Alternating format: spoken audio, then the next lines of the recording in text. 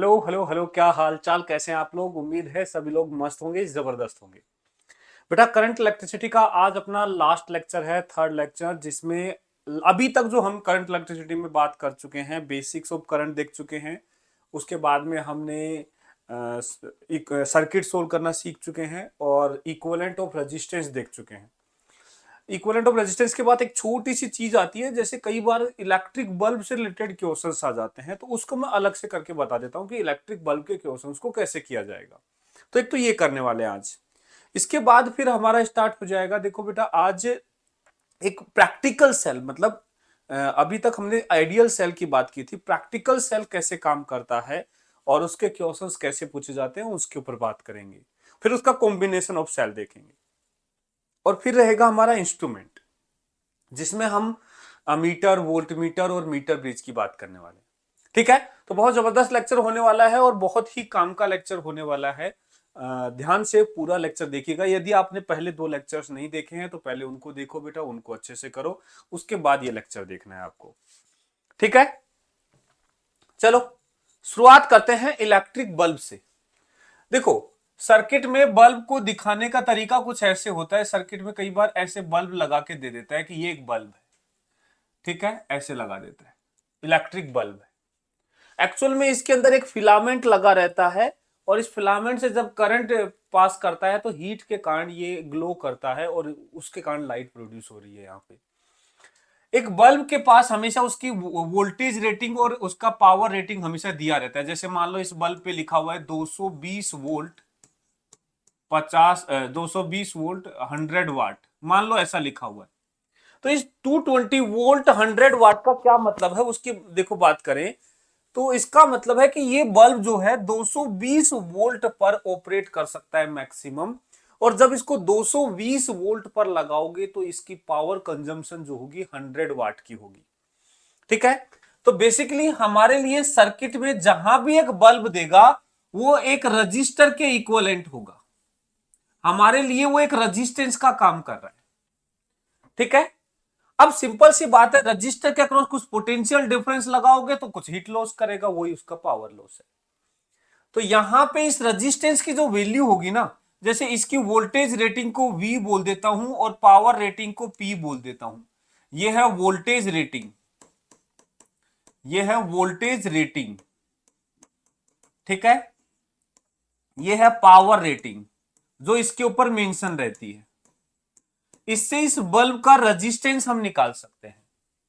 ठीक है, रेजिस्टेंस जो होगा, देखो एक पावर का फॉर्मूला होता है V²/R। तो यहां से रेजिस्टेंस का फॉर्मूला आ जाएगा V²/P, V²/P। ये हमारा रेजिस्टेंस की वैल्यू आ जाएगी। यदि एक बल्ब हमें जिसकी वोल्टेज रेटिंग और पावर रेटिंग दे रखी है तो उसका रेजिस्टेंस इस तरीके से निकाल सकते हैं। एक bulb certain voltage rating certain power rating का है, इसका मतलब उसका एक रेजिस्टेंस होगा। वो रेजिस्टेंस हमने यहां पे निकाल लिया। देखो, 100 वाट का बल्ब जो है वो हमेशा सर्किट में 100 वाट ही कंज्यूम करे ऐसा जरूरी नहीं होता है। वो तो तब होता है जब उसको रेटेड वोल्टेज पे ऑपरेट किया जाए। मतलब एक बल्ब को पूरा 220 वोल्ट दोगे तब वो 100 वाट कंज्यूम करेगा। लेकिन यदि तुमने मान लो उसको 100 वोल्टेज ही दिया, पोटेंशियल डिफरेंस 100 ही दिया, तो यार वो रेटिंग पावर के बराबर कंज्यूम नहीं कर पाएगा, वो डिम जलेगा। ठीक है, तो दो चीजें होती हैं, एक होता है रेटेड वोल्टेज, एक होता है एक्चुअल वोल्टेज जो हमने दिया है। एक होती है रेटेड पावर, जो उसकी रेटिंग है वो मैक्सिमम पावर के हिसाब से, मैक्सिमम वोल्टेज के हिसाब से लिखी होती है। एक होती है एक्चुअल में पावर कंज्यूम्ड उस रजिस्टर का। ठीक है, तो एक्चुअल वोल्टेज कम दोगे तो पावर भी कम होगा, लेकिन रेजिस्टेंस की वैल्यू फिक्स है। एक बल्ब जो बनाया गया, कंपनी ने बना के दिया, उसने उसका एक रेजिस्टेंस बना के दिया, वो रेजिस्टेंस हम रेटिंग से निकाल लेंगे। अब यदि कभी पावर कंज्यूम निकालना है तो इसका एक्चुअल वोल्टेज कितना लगाया, V² इसका रेजिस्टेंस रख दो, ये एक्चुअल पावर कंज्यूम आ जाएगा। ठीक है, तो याद रखना कई बार ब्राइटनेस से रिलेटेड क्वेश्चन आते हैं। ब्राइटनेस, एक बल्ब की जो ब्राइटनेस है ना वो डायरेक्टली प्रोपोर्शनल होता है पावर कंज्यूम्ड की, power consumed by the bulb, by the bulb. एक बल्ब जितना पावर कंज्यूम करेगा उतना ज्यादा उसकी ब्राइटनेस होगी, जितना ज्यादा पावर रेटिंग होगी। जरूरी नहीं है, देखो देखो ऐसा भी हो सकता है कि किसी एक कंडीशन में 100 वाट का जो बल्ब है उसको सफिशिएंट वोल्टेज नहीं मिला, तो वो मात्र 60 वाट पावर कंज्यूम कर रहा है, हो सकता है वोल्टेज सफिशिएंट नहीं मिला, तो उसकी चमक उतनी नहीं होगी। वो जो चमक जो उसने 100 वाट की पावर बताई वो रेटेड के हिसाब से बताई है, ठीक है। तो ये ध्यान रखना, ब्राइटनेस जो होती है एक बल्ब की वो पावर कंज्यूम्ड के प्रोपोर्शनल होती है, मतलब जितना ज्यादा करंट उससे फ्लो करवाओगे उतना ज्यादा पावर वो कंज्यूम करेगा, तो उतना ज्यादा उसकी ब्राइटनेस होगी, ठीक है। तो जब भी सर्किट में कभी आपको एक बल्ब दे दिया जाए तो डरना नहीं है, bulb is nothing but A register, बस उसको एक रजिस्टेंस से बदलो, हो गया काम। कुछ क्वेश्चंस मैं आपको करवाता हूं, देखो जो पूछे जाते हैं। जैसे क्वेश्चन ये देखो, दो इलेक्ट्रिक बल्ब हैं, 200 वोल्ट 40 वाट का और 200 वोल्ट 100 वाट का, मतलब एक्चुअल में दोनों की वोल्टेज रेटिंग सेम है 200 200, लेकिन एक की पावर रेटिंग 40 वाट है, एक की 100 वाट है। दोनों को डोमेस्टिक सर्किट में कनेक्ट कर दिया। अब ये देखो हमें पता होना चाहिए डोमेस्टिक सर्किट क्या होता है। हमारे घरों में जो सप्लाई लगाई जाती है ना, हमारे घरों में जो बल्ब को कनेक्ट किया जाता है उन सारे सारे इंस्ट्रूमेंट को पैरेलल में कनेक्ट किया जाता है। हमारे घर में सप्लाई वोल्टेज आता है 220 वोल्ट पोटेंशियल डिफरेंस। हर एक डिवाइस इसी पोटेंशियल डिफरेंस पे ऑपरेट करता है, तो ऐसा कैसे पॉसिबल है। इस 220 के पैरेलल में सबको कनेक्ट करेंगे, बल्ब जलाना है 220 के पैरेलल लगा, ठीक है ना। कुछ भी फैन चलाना है 220 के कनेक्ट कर दो, कुछ भी मान लो कोई मिक्सी चलानी है वो चलो, टीवी चलाना उसको। अब उसके अंदर वो क्या होता है, वो डीसी एसी क्या वो अंदर की बात है, हम तो सभी को 220 वोल्टेज पे लगाते हैं। एक्चुअल में हमारे जितने भी प्लग होते हैं ना, उसमें दो पोर्शन निकले हुए, दो वायर निकले होते हैं, जिसमें से एक होता है न्यूट्रल, एक होता है फेज वायर। फेज और न्यूट्रल का पोटेंशियल डिफरेंस वो 220 वोल्ट होता है। तो हर एक सप्लाई हम पैरेलल में कनेक्ट करते हैं, तो डोमेस्टिक सर्किट मतलब इन पैरेलल, पैरेलल में कनेक्ट किया है। तो यदि दो बल्ब को पैरेलल में कनेक्ट करेंगे मतलब दोनों को वोल्टेज सेम मिलेगा, तो बोला है they have equal resistance, the resistance of 40 what bulb is more than, देखो रेजिस्टेंस की यदि बात करनी है ना तो रेजिस्टेंस होता है वी स्क्वायर बाई पी।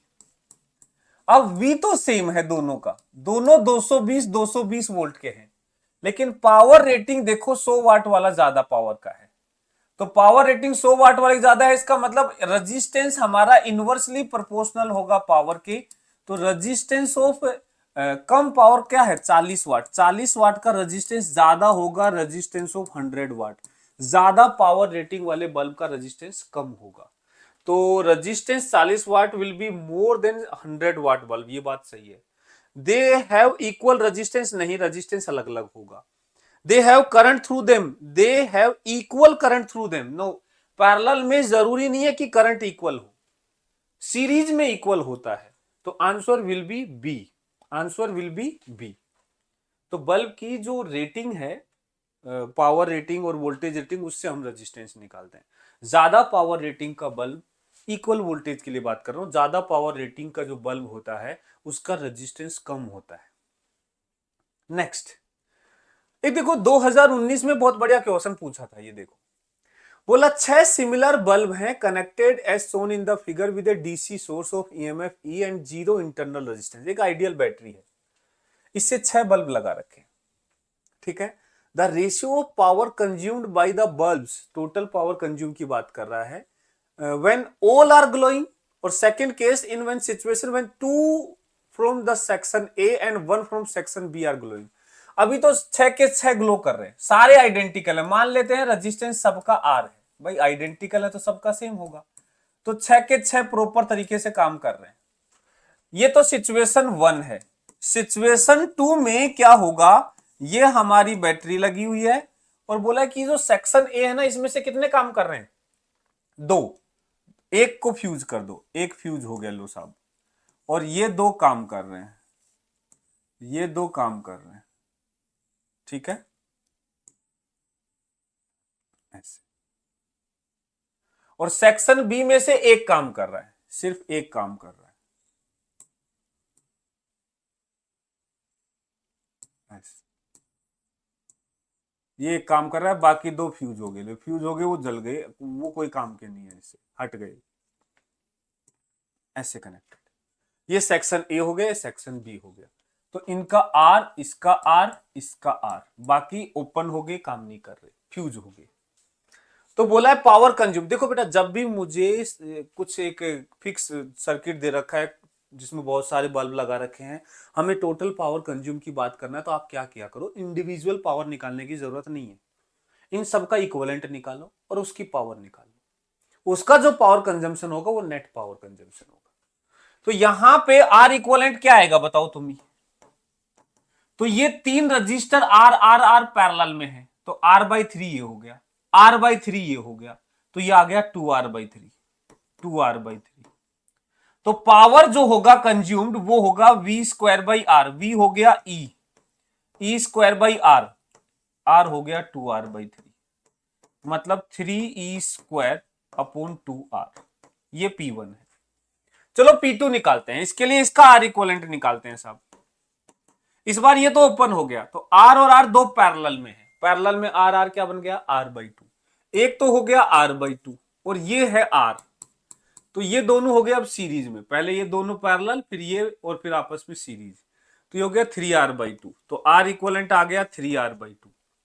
तो P2 जो आएगा वो आ जाएगा E²/3R/2, तो ये निकल के आ जाएगा 2E²/3R।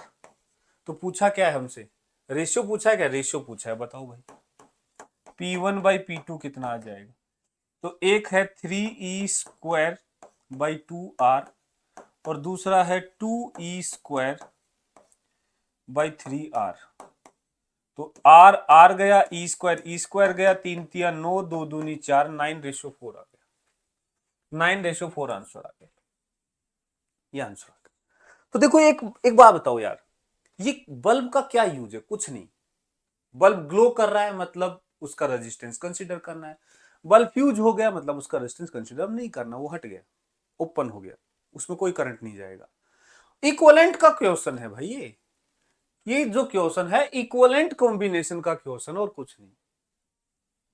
चलो एक और करते हैं, एक और करते हैं, ये थोड़ा अलग तरीके का सर्किट से रिलेटेड क्वेश्चन है, अभी भी ये भी कुछ नहीं, सर्किट है सिंपल। बोला एक बल्ब है 500 वाट का, 100 वोल्ट उसकी वोल्टेज रेटिंग है, is to be used in 230 volt main supply, मतलब हमारे पास सप्लाई है 230 की और बल्ब की औकात है 100 वोल्ट सेंड करने की। यदि हमने सीधा लगा दिया तो लगाते ही खराब, फ्यूज हो जाएगा, क्योंकि वो 100 वोल्ट ही सेंड कर सकता है। तो बोल रहा है when A resistance R is connected in series it works perfectly and bulb consume 500 वाट, मतलब पूरा पूरा पावर कंज्यूम कर रहा है। तो मतलब एक बल्ब के साथ एक रजिस्टर लगा दिया और इस सप्लाई को हमने 230 वोल्ट से कनेक्ट कर दिया, ठीक है, ये रजिस्टेंस है, ये बल्ब है, बल्ब जो है हमारा 500 वाट 100 वोल्ट का है। बता सकते हो रेजिस्टेंस ऑफ बल्ब क्या होगा, रेजिस्टेंस ऑफ बल्ब होगा V²/P, तो ये होगा 100 का स्क्वायर बटे P कितना होगा 500, तो ये आ जाएगा 100 गुना 100 बटे 500, तो 100/5, 5×2 20 ओम, 20 ओम रेजिस्टेंस है। तो बेसिकली बताऊं ये सर्किट क्या हो गया, ये सर्किट हो गया कि दो रेजिस्टेंस सीरीज में लगे हैं, एक R है एक 20 ओम है, और इसमें से टोटल 220 कितना 200 कितना 30 वोल्ट लगा रहे हैं, जिसमें से इसमें प्लस माइनस 100 वोल्ट आ रहा है। कैसे पता, 500 कंज्यूम कब करेगा जब 100 वोल्ट आएगा।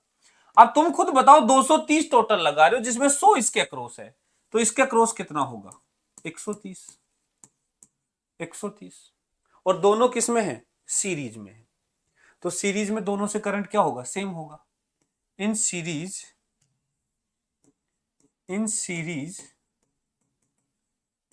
Current will be same, current will be same, दोनों का करंट सेम कर दो, मतलब 100 वोल्ट और 20 ओम कितना करंट आएगा 100/20, इतना करंट जा रहा होगा, इतना इससे जाएगा 130 वोल्ट आर रेजिस्टेंस। ये लो आंसर आ गया, एक जीरो से एक जीरो कट गया, एक जीरो से एक जीरो कट गया, आर इज इक्वल टू आ गया 26 ओम।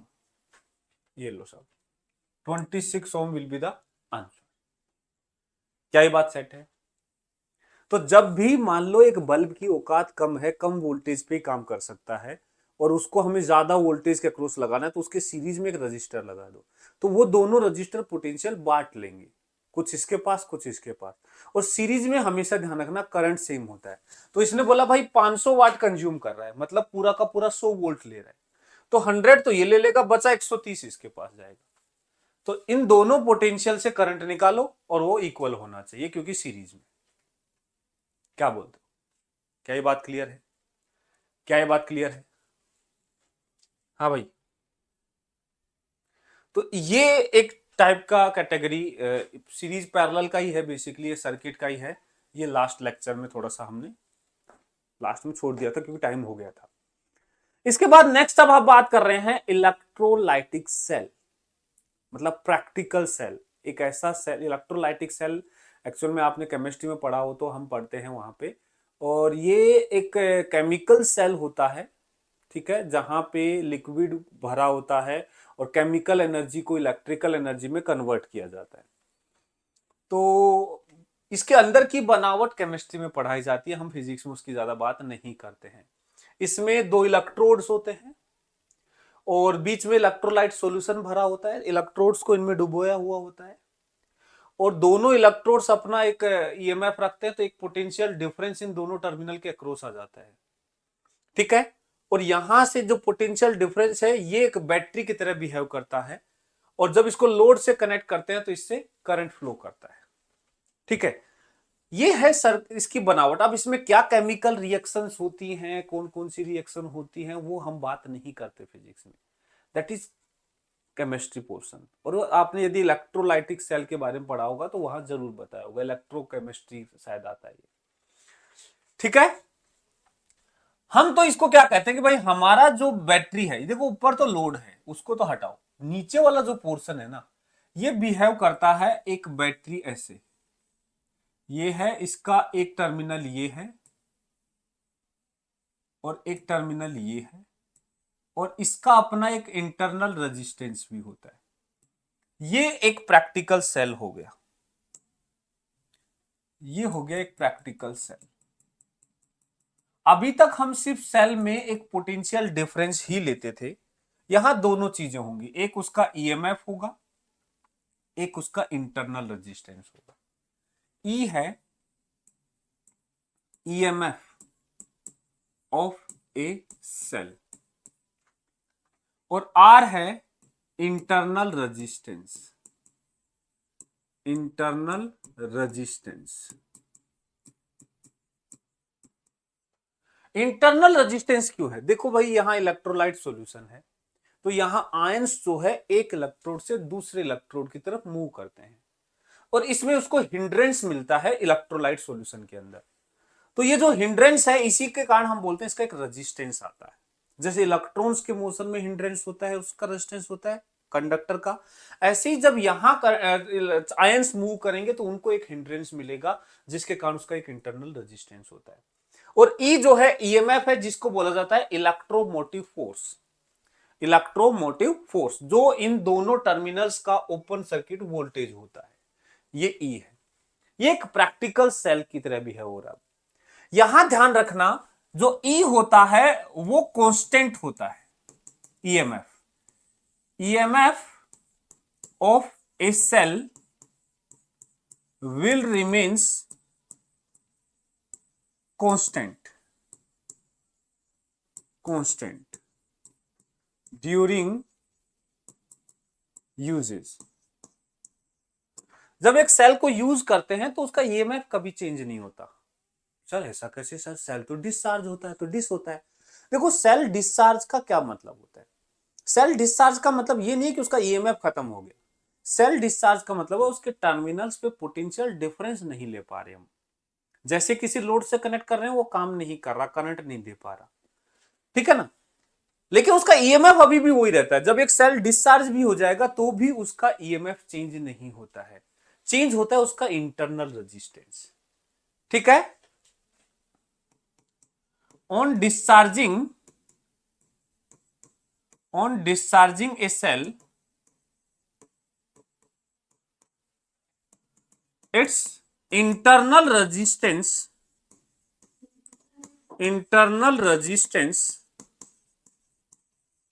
will increases। एक्चुअल में उसकी कंडक्टिविटी घट जाती है, इस इलेक्ट्रोलाइट सॉल्यूशन की कंडक्टिविटी कम हो जाती है, और कंडक्टिविटी कम होना मतलब रजिस्टिविटी बढ़ना मतलब रेजिस्टेंस बढ़ जाना। तो जैसे जैसे इस सेल को हम डिस्चार्ज करते हैं, इससे एनर्जी लेते हैं, तो धीरे धीरे इसका इंटरनल रेजिस्टेंस बढ़ने लग जाता है, जिससे इसके अक्रॉस जो पोटेंशियल डिफरेंस आ रहा है वो गिरने लग जाता है, इसका टर्मिनल वोल्टेज गिरने लग जाता है। टर्मिनल वोल्टेज मतलब बैटरी का जो ईएमएफ है इसका, और इंटरनल रेजिस्टेंस में करंट होने के कारण उसका जो टोटल नेट पोटेंशियल डिफरेंस है इसके टर्मिनल्स के अक्रॉस, उसको हम बोलते हैं टर्मिनल वोल्टेज। तो जैसे जैसे हम सेल को यूज करते हैं, इसका टर्मिनल वोल्टेज गिरता चला जाता है, और जैसे एक लिमिट से कम होता है हम कहते हैं भाई ये तो डिस हो गया, सेल डिस्चार्ज हो गया, इसको दोबारा से चार्ज करो। दोबारा चार्ज करते हैं, वापस से इलेक्ट्रोलाइट कंसंट्रेशन बनती है, और वापस से उसका रेजिस्टेंस घट जाता है, और इससे फिर वापस से वो अच्छा करंट फ्लो करने लग जाता है। तो पूरा खेल इंटरनल रेजिस्टेंस के चेंज होने का है, ईएमएफ चेंज नहीं होता है। ठीक है, इसमें देखो हम एक पढ़ते हैं discharging of cell. Discharging of cell, cell की डिस्चार्जिंग क्या है? देखो डिस्चार्जिंग में हम क्या करते हैं, इसको एक लोड से कनेक्ट कर देते हैं। ये सेल है, इसको किसी लोड से कनेक्ट कर देंगे, लोड से कनेक्ट करेंगे तो ये उस पर करंट भेजेगा। तो एक्चुअल में डिस्चार्जिंग में करंट हमेशा बैटरी से ऐसे फ्लो करता है, याद रखना। एक बैटरी चाहती है कि मैं करंट पॉजिटिव टर्मिनल से बाहर निकालूं, ऐसे ऐसे पॉजिटिव टर्मिनल से करंट बाहर निकलता है। तो जब करंट इधर फ्लो करेगा तो इसके cross plus minus I into R का पोटेंशियल ड्रॉप आएगा, और ईएमएफ पे है माइनस प्लस कितना, ई के बराबर। बैटरी का ईएमएफ है ई, और रेजिस्टेंस के कारण आई इंटू आर। जब हम इधर से उधर जाएंगे तो यहां पे क्या होगा, देखो आई इंटू आर पोटेंशियल में गिरावट है, और ईएमएफ के बराबर पोटेंशियल बढ़ रहा है।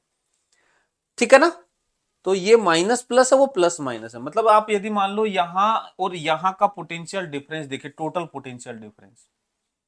ठीक है, तो देखो इधर से उधर जाने पर आई आर तो घटा है मतलब माइनस का आई आर, और ई बढ़ा है मतलब प्लस का ई। तो टोटल पोटेंशियल में जो डिफरेंस है वो ई माइनस आई आर होता है, जिसे हम बोलते हैं टर्मिनल वोल्टेज, वी टर्मिनल। और डिस्चार्जिंग में टर्मिनल वोल्टेज जो होता है ई माइनस आई आर होता है। ईएमएफ के कारण बढ़ता है लेकिन इंटरनल रेजिस्टेंस घटाता है, जिसके कारण टोटल जो टर्मिनल वोल्टेज है वो ई माइनस आई आर होता है। अब खुद देखो, जैसे जैसे इंटरनल रेजिस्टेंस बढ़ता जाएगा वैसे वैसे ये वैल्यू बढ़ती जाएगी, तो ई माइनस आई आर घटता जाएगा, तो धीरे धीरे वो सेल डिस्चार्ज होने लग जाएगा। तो सेल की डिस्चार्जिंग ये होती है भाई, discharging of cell. Terminal voltage होता है ई माइनस आई आर, और करंट हमेशा बैटरी से पॉजिटिव टर्मिनल से निकलेगा। ठीक है, याद रखना, पॉजिटिव टर्मिनल से बाहर निकला। इसको देख के हम बताते हैं कि सेल डिस्चार्ज हो रहा है या चार्ज हो रहा है। हमेशा एक सेल से हम एनर्जी लेंगे तो उसमें से हमेशा पॉजिटिव टर्मिनल से करंट बाहर निकलेगा। दूसरा होता है charging of cell. Charging of cell, देखो जब सेल डिस्चार्ज हो जाता है तो हम उसको चार्ज करते हैं। तो यदि हमें चार्ज करना है, चार्जिंग ऑफ ए सेल, तो सिंपल सी बात है, सेल का जो ईएमएफ है उससे ज्यादा पोटेंशियल डिफरेंस से उसको कनेक्ट किया जाएगा, तब जाके वो चार्ज होगा। भाई 12 वोल्ट की बैटरी को चार्ज करना है तो 12 वोल्ट से ज्यादा का पोटेंशियल डिफरेंस लगाना होगा। कम का लगाओगे तो वो बल्कि एनर्जी ले और लेगा चार्ज करने की बजाय। तो हमने क्या किया, एक जो हमारा सेल है ये वाला, तो इसकी चार्जिंग में देखो क्या होगा, ये है, इसमें हम किसी एक्सटर्नल सोर्स से, बाहर से इसको कनेक्ट करेंगे, एक्सटर्नल दूसरी बैटरी से, बड़ी बैटरी से, जिसका टर्मिनल वोल्टेज इसके ईएमएफ से भी ज्यादा होगा। तो वो इसमें करंट ऐसे अंदर भेजेगी। और यदि एक सेल में करंट ऐसे जा रहा है, पॉजिटिव टर्मिनल से निकलने की बजाय अंदर घुस रहा है, मतलब समझ जाना ये सेल चार्ज हो रहा है। और इस सिचुएशन में देखो, इसका तो फिक्स है भाई, ये इधर प्लस रखेगा, इधर माइनस रखेगा, ईएमएफ ये तो फिक्स है। लेकिन इसमें जो है करंट के हिसाब से पोलरिटी होती है। करंट ऐसे आ रहा है, इंटरनल से स्मॉल आर है, तो यहां आएगा प्लस, यहां आएगा minus, I into small R. Resistance का फंडा क्लियर है कि भाई जिधर करंट भेजोगे उसके हिसाब से पोटेंशियल डिफरेंस आएगा। तो अब देखो इन दोनों पॉइंट के अक्रॉस पोटेंशियल डिफरेंस, जिसको हम टर्मिनल वोल्टेज बोलेंगे, ये जाएंगे उधर आई आर बढ़ाएगा, ये जाएंगे उधर ई बढ़ाएगा, तो टोटल टर्मिनल वोल्टेज जो आएगा, टोटल टर्मिनल वोल्टेज जो आएगा वो ई प्लस आई आर आ जाएगा। कितना आ जाएगा? E plus I R. इस बार दोनों ऐड हो गए, ई प्लस आई आर। और ये देखो इस बार जो टर्मिनल वोल्टेज है, मतलब बैटरी के अक्रॉस पोटेंशियल डिफरेंस, उसके ईएमएफ से भी ज्यादा होगा, मतलब इस बार बैटरी चार्ज हो रही है। क्या ये बात क्लियर है? तो बैटरी को चार्ज करने के लिए करंट की डायरेक्शन मैटर करती है। करंट हमेशा पॉजिटिव पोलरिटी से अंदर घुसाएंगे तब चार्ज होगा, उल्टा बैटरी जैसे चाहती है उसका उल्टा, तब बैटरी चार्ज होगी। डिस्चार्ज का मतलब बैटरी के पॉजिटिव टर्मिनल से बाहर निकलेगा करंट। क्या ये बात क्लियर है? क्या ये बात क्लियर है? What is charging of cell, what is discharging of cell. छोटे छोटे क्वेश्चंस देखो अपन करते हैं जो पूछे हुए हैं नीट ने। एक देखो 2013 का ये क्वेश्चन करो, क्या बोल रहा है, पढ़ो और करो इसको। कुछ नहीं, बेसिक सा क्वेश्चन।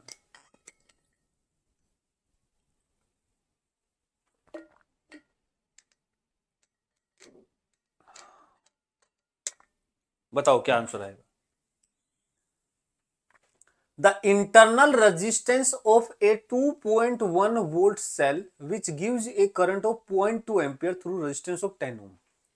देखो एक सेल है जिसका ईएमएफ दे रखा है 2.1 वोल्ट, ये करंट भेज रहा है 0.2 एम्पियर, किसमें से? 10 ओम के रेजिस्टेंस से, जिसका कुछ इंटरनल रेजिस्टेंस भी है। वही बताना है, वही बताना है, इंटरनल रेजिस्टेंस ऑफ सेल बताना है। तो देखो ये हमारा सेल है साहब, इसका मान लो कुछ इंटरनल रेजिस्टेंस है, इसका ईएमएफ है 2.1 वोल्ट, इंटरनल रेजिस्टेंस स्मॉल है, इसको हमने 10 ओम रेजिस्टेंस से कनेक्ट कर दिया। देखो 10 ओम रेजिस्टेंस से कनेक्ट कर दिया, बोला इसमें से जो करंट भेज पा रही है ये बैटरी, वो करंट है 0.2 एम्पियर। तो बोला स्मॉल आर कितना होगा। क्या ये बैटरी का क्वेश्चन है? क्या ये बैटरी का क्वेश्चन है? क्या हमने ऐसे क्वेश्चन नहीं किए? अरे सिंगल लूप सर्किट भाई, इससे आसान कोई सर्किट नहीं होता है। सिंगल लूप सर्किट, करंट में सीधा लिख सकता हूं, करंट की वैल्यू होगी पोटेंशियल ईएमएफ ई, और इसको कैपिटल आर बोल देता हूं।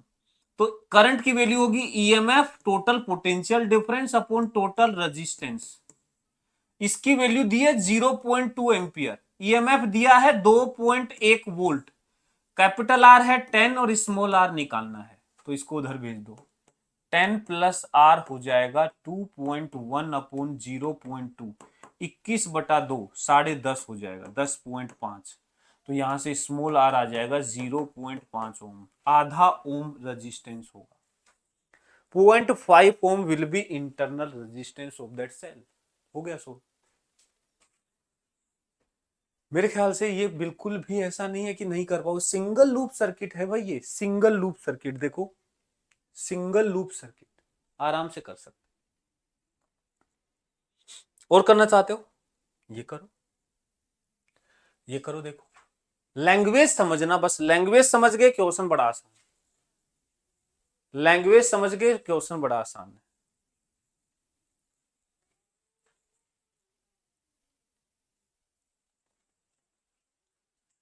A set of n equal register each of value r each, हर एक का रेजिस्टेंस r है, n रेजिस्टेंस है, ठीक है।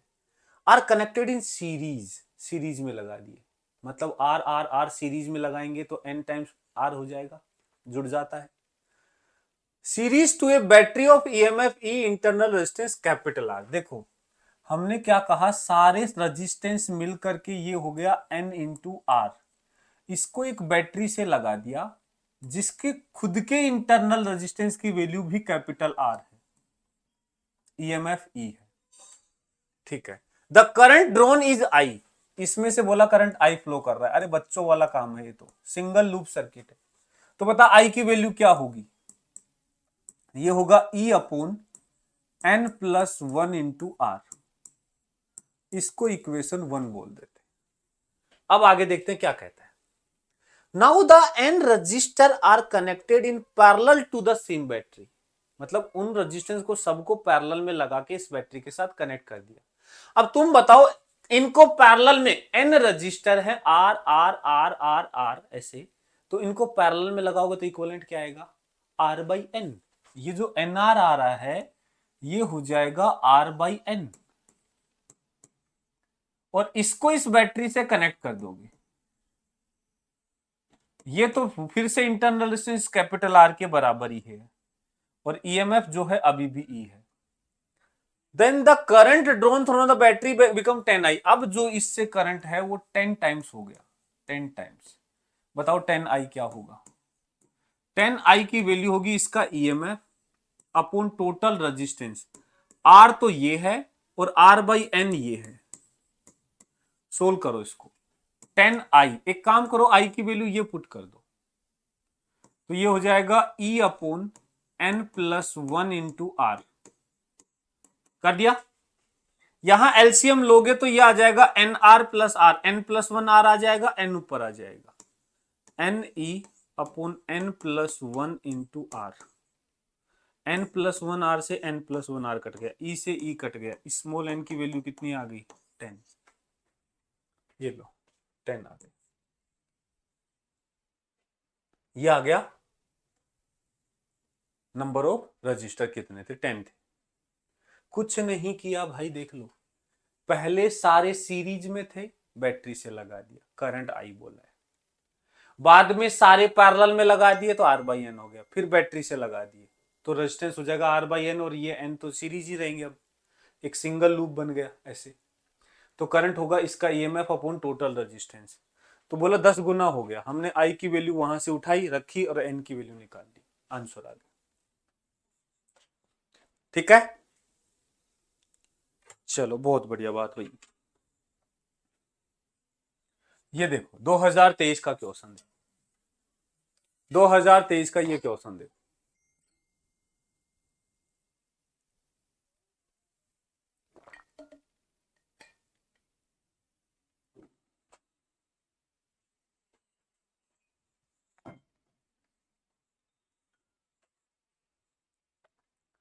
Ten register, each of resistance R is connected in series to a battery of EMF E। Soon low, 10 register है, सबका resistance फिर से R है, फिर से सीरीज लगा दिया battery EMF E at negligible internal resistance, पिछली बार इसका इंटरनल था, इस बार नहीं है, ठीक है, तब तो NR रजिस्टर हो गया टोटल, और इसको बैटरी से लगा दिया, ये लो कोई इंटरनल रेजिस्टेंस नहीं है।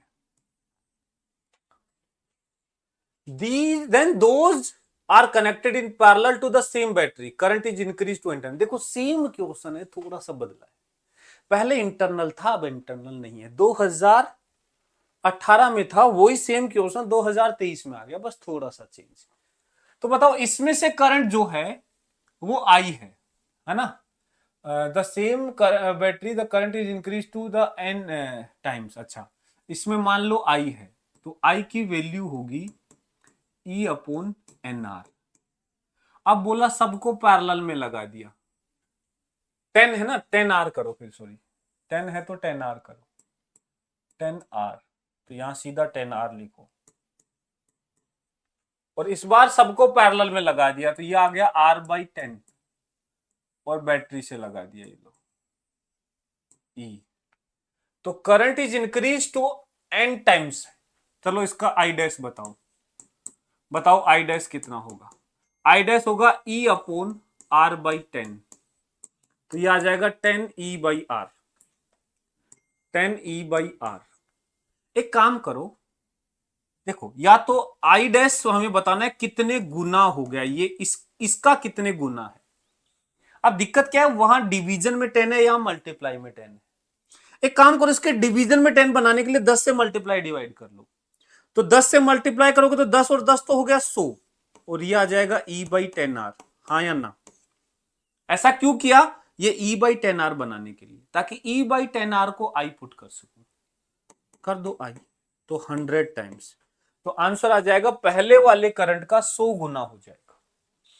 यदि पहले सारे सीरीज में थे और अब सारे पैरेलल में लगाओगे तो करंट जो है 100 गुना हो जाएगा। एक्चुअल में पहले 10R था, अब R/10। रेजिस्टेंस इसका 1/100 टाइम्स हो गया, तो करंट 100 टाइम्स हो गया सोल्व। बस हल्का सा थोड़ा सा दिमाग लगाना है। तो मेरे ख्याल से प्रैक्टिकल सेल में कुछ नहीं है, एक सर्किट की प्रॉब्लम है, वो भी सिंगल लूप सर्किट यार। बस एक सिर्फ इतनी सी बात याद रखनी है कि बैटरी का अपना एक इंटरनल रेजिस्टेंस भी हो सकता है। यदि बोले तो ले लेना, नहीं बोले मत लेना। नहीं बोले इंटरनल रेजिस्टेंस तो मत लेना, और बोले कि भाई इसका इंटरनल रेजिस्टेंस है तो ले लेना। दैट्स ऑल, इतना ही काम है प्रैक्टिकल सेल में। इसके बाद आता है कॉम्बिनेशन ऑफ सेल। देखो जिस तरीके से हमने रेजिस्टेंस की कॉम्बिनेशन देखे थे, इस तरीके से सेल के भी कॉम्बिनेशंस होते हैं, सीरीज कॉम्बिनेशन और पैरेलल कॉम्बिनेशन। चलो पहले बात करते हैं सीरीज कॉम्बिनेशन की।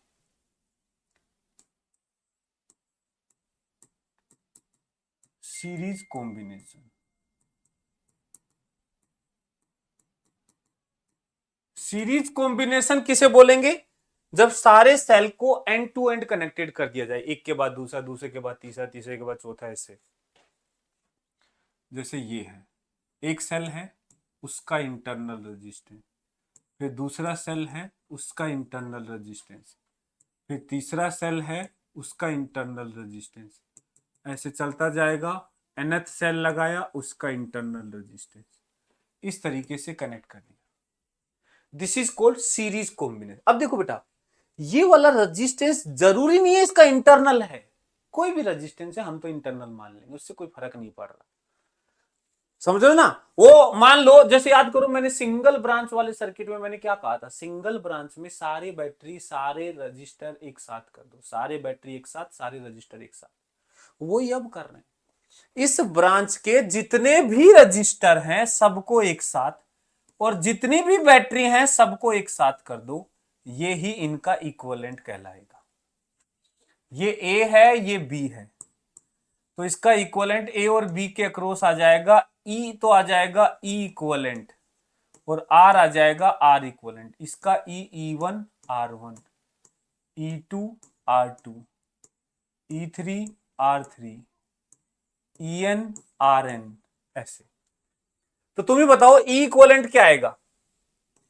ई इक्विवेलेंट क्या आएगा? सारी बैटरी जोड़ दो, लेकिन बेटा पोलरिटी का ध्यान रखना, पोलरिटी का ध्यान रखना। याद करो मैंने वहां भी बोला था, जब आप एक सिंगल लूप में या सिंगल ब्रांच में मल्टीपल बैटरी होती है, उनको एक जगह ला सकते हो, लेकिन बैटरी की हमेशा पोलरिटी देख करके ऐड किया जाता है। यदि सारे सेम पोलरिटी रखते हैं तब तो ऐड कर दो, लेकिन यदि कोई उल्टा पोलरिटी रख रही है तो बाकी को ऐड करके उसको माइनस कर देना।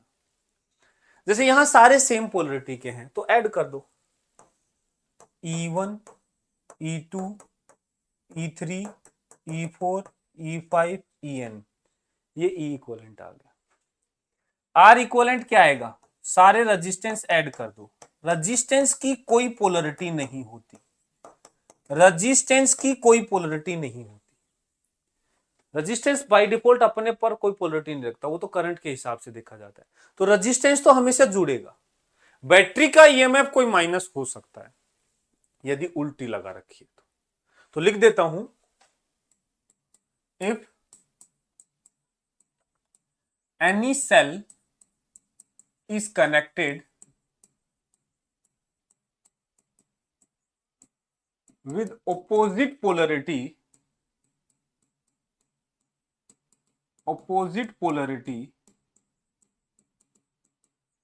then take its EMF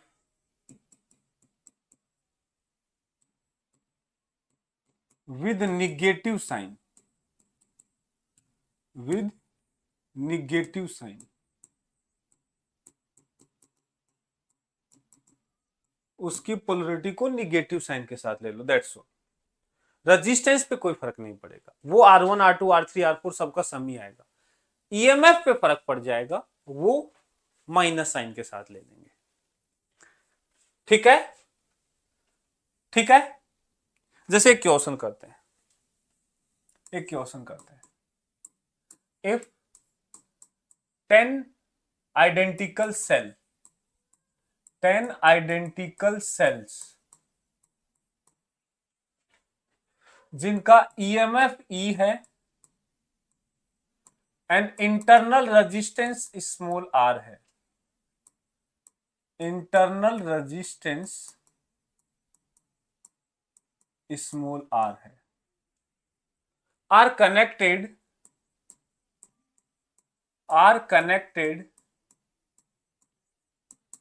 in series,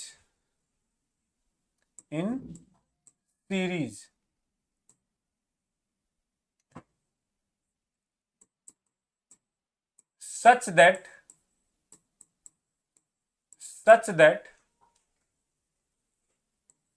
2 are connected with opposite polarity,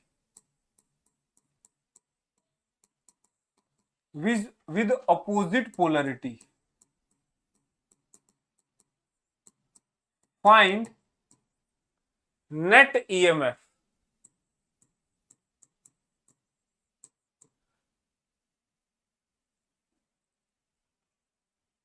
and R equivalent of cells. इन सेल का नेट ईएमएफ और आर इक्विवेलेंट बताओ। क्या किया, 10 सेल थे जिसमें सबको सीरीज लगाया, लेकिन दो जो है ना इनमें से वो गलती से उल्टे कनेक्ट हो गए, तो नेट इक्विवेलेंट क्या आएगा।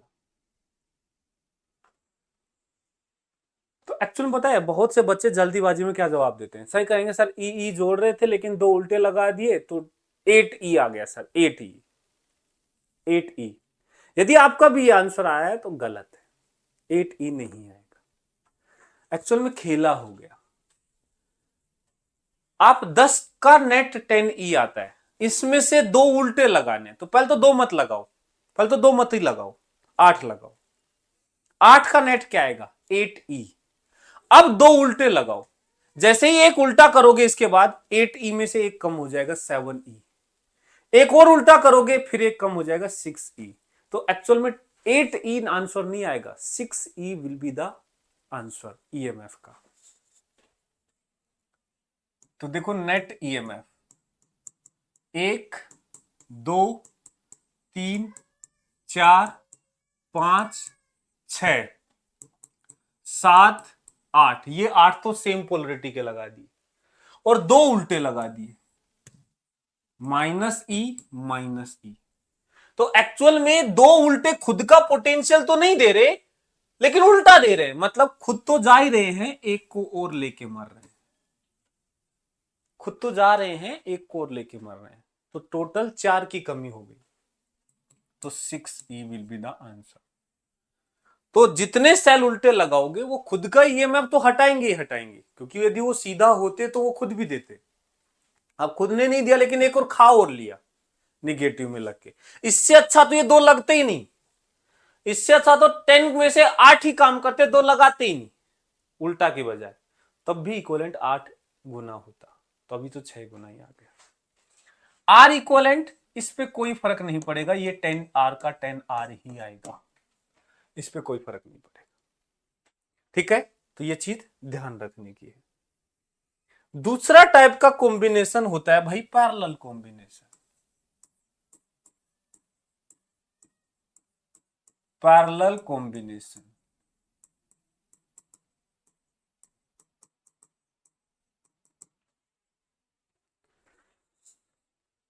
पैरेलल कॉम्बिनेशन में क्या है, सारे जो सेल हैं practical cell with internal resistance, इनको एक दूसरे के पैरेलल में लगा दो, तो अब ज्यादा नहीं लगाते, हम 2 का केस देखते हैं। जैसे ये एक सेल है,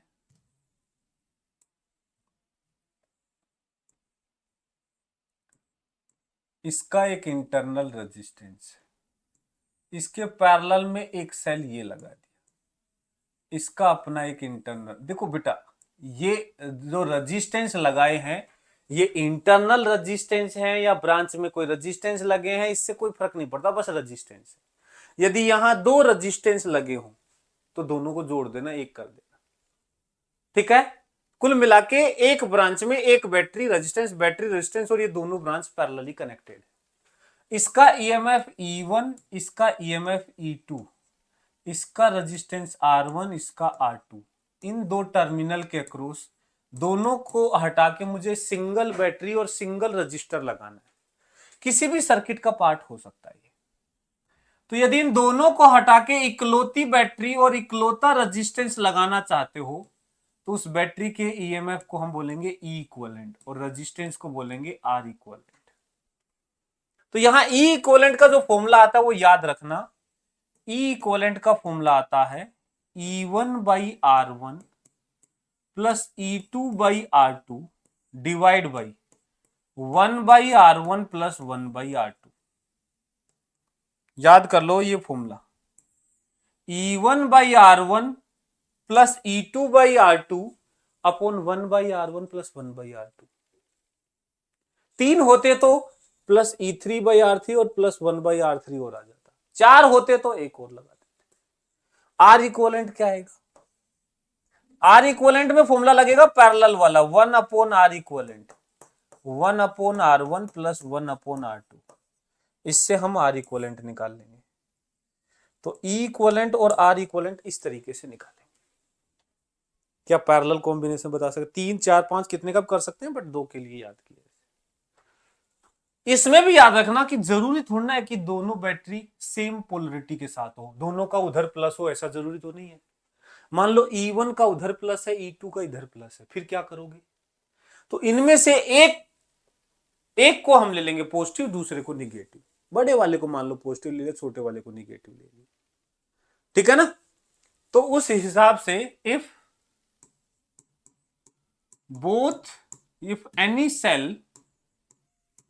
any cell is connected with opposite polarity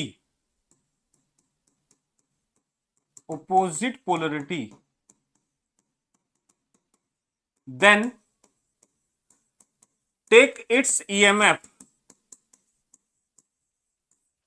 with negative sign। ध्यान से लैंग्वेज पढ़ना बेटा। इस फॉर्मूले में यहां ऊपर और नीचे प्लस प्लस है।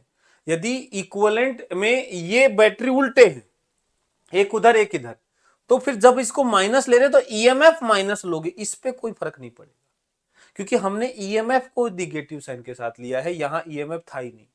रेजिस्टेंस वाले केसेस में प्लस ही आएगा, ईएमएफ में माइनस आएगा, तो ये हो जाएगा E1/R1 माइनस E2/R2 अपन 1/R1 प्लस 1/R2 नीचे, ठीक है। उसमें कोई फर्क नहीं पड़ेगा, ये पैरेलल होगा इक्विवेलेंट। कोई दिक्कत?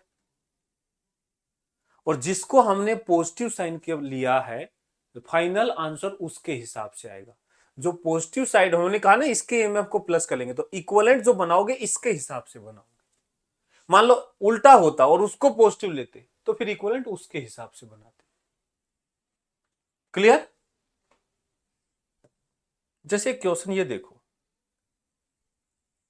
ये क्वेश्चन देखो, a circuit consist of 3 batteries of EMF दे रखे हैं 1 volt 2 volt 3 volt and internal resistance ये भी दे रखे हैं, इसका 1 ओम, इसका 2 ओम, इसका 3 ओम। यहां दिखा नहीं रखा बट है इसके पास इंटरनल रेजिस्टेंस, मतलब बैटरी रेजिस्टेंस तीनों में है। The potential difference between P and Q, बोला P और Q के अक्रॉस पोटेंशियल डिफरेंस बताओ। तो हम क्या करेंगे, इन तीनों को हटा करके एक सिंगल बैटरी और एक सिंगल रजिस्टर लगाएंगे P और Q के अक्रॉस। तो इसका जो ई इक्वलेंट होगा वो ये होगा, आर इक्वलेंट ये होगा, ओपन टर्मिनल रहेगा क्योंकि ये जस्ट ओपन है, किसी सर्किट में कनेक्टेड नहीं है। बोला पी और क्यू का पोटेंशियल डिफरेंस बताओ कितना रहेगा। अब एक बात बताओ, जब भी हमने तीनों का इक्वलेंट कर लिया, एक बैटरी एक रेजिस्टेंस है ऐसे रखा हुआ है, तो इसमें करंट नहीं जाएगा, जीरो। ओपन रखा है, किसी लोड वोड से कनेक्टेड ही नहीं है, तो कोई करंट नहीं जाएगा। तो रेजिस्टेंस के क्रॉस तो कोई पोटेंशियल डिफरेंस आएगा नहीं, तो जो नेट ई इक्वलेंट आएगा वही पोटेंशियल डिफरेंस होगा। टर्मिनल वोल्टेज ई इक्वलेंट के बराबर ही होगा। इसको हम बोलते हैं कि जब एक बैटरी ओपन सर्किट रखी है, खुले मतलब बिना किसी लोड के कनेक्ट करके रखी हुई है, तो उसके टर्मिनल्स पे जो पोटेंशियल डिफरेंस है वो इंटरनल रेजिस्टेंस पे डिपेंड नहीं करेगा, वो हमेशा ईएमएफ के बराबर होगा। टर्मिनल वोल्टेज चेंज तब होता है जब उसमें से कुछ करंट जाए, तब ई माइनस आई आर या ई प्लस आई आर लेते थे चार्जिंग डिस्चार्जिंग के हिसाब से। तो ओपन में तो ईएमएफ के बराबर ही टर्मिनल वोल्टेज रहेगा, तो बस इसका ई इक्वलेंट निकालना है। तो बताओ ई इक्वलेंट क्या आएगा, वी टर्मिनल जो है बराबर हो जाएगा ई इक्वलेंट बराबर, देखो बैटरी की पोलरिटी सेम है, तो आएगा E1/R1, E2/R2, E3/131 है ये, सॉरी 1 ओम है, तो ये 1/R1 plus 1/R2 plus 1/R3, तो ये 1 आ गया, ये 1 आ गया, ये 3 आ गया, 3 और 2 5 आ गया, ये 1 और ये 1/2, तो ये आ गया 2.5 मतलब 5/2, 5 कट जाएगा 2 वोल्ट, तो 2 volt will be the answer, 2 volt will be the answer, यही हो गया। यदि मान लो इससे कुछ लोड लगा रखा होता, कोई रेजिस्टेंस वगैरह लगा रखा होता, बोला बताओ इसमें करंट क्या होगा, तो फिर मैं क्या करता, उसके क्रॉस रेजिस्टेंस लगाता, करंट निकालता E upon R equivalent plus R. लेकिन इसने ऐसा नहीं पूछा, इसने टर्मिनल वोल्टेज पूछ लिया ओपन में, तो ईएमएफ के बराबर ही आ जाएगा। क्या ये मुश्किल काम है? अरे क्या ये मुश्किल काम है? कर सकते हैं, देखो भाई कर सकते हैं नहीं। चल एक ये क्वेश्चन देखो, 2018 का क्वेश्चन है,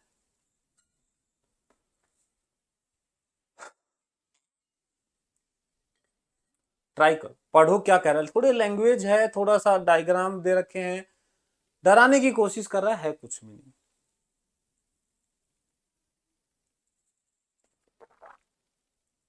बस करते जाओ, जो बोलता है वो करते जाओ।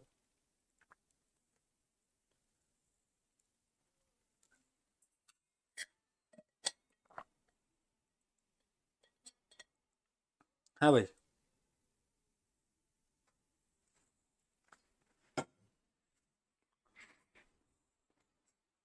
और इन लेक्चर्स का बेनिफिट बेटा अच्छे से तब होगा जब आप क्वेश्चंस करेंगे। देखो सिर्फ आप सिर्फ ऐसे देखने के लिए यूज करते हैं तब कोई मतलब नहीं है।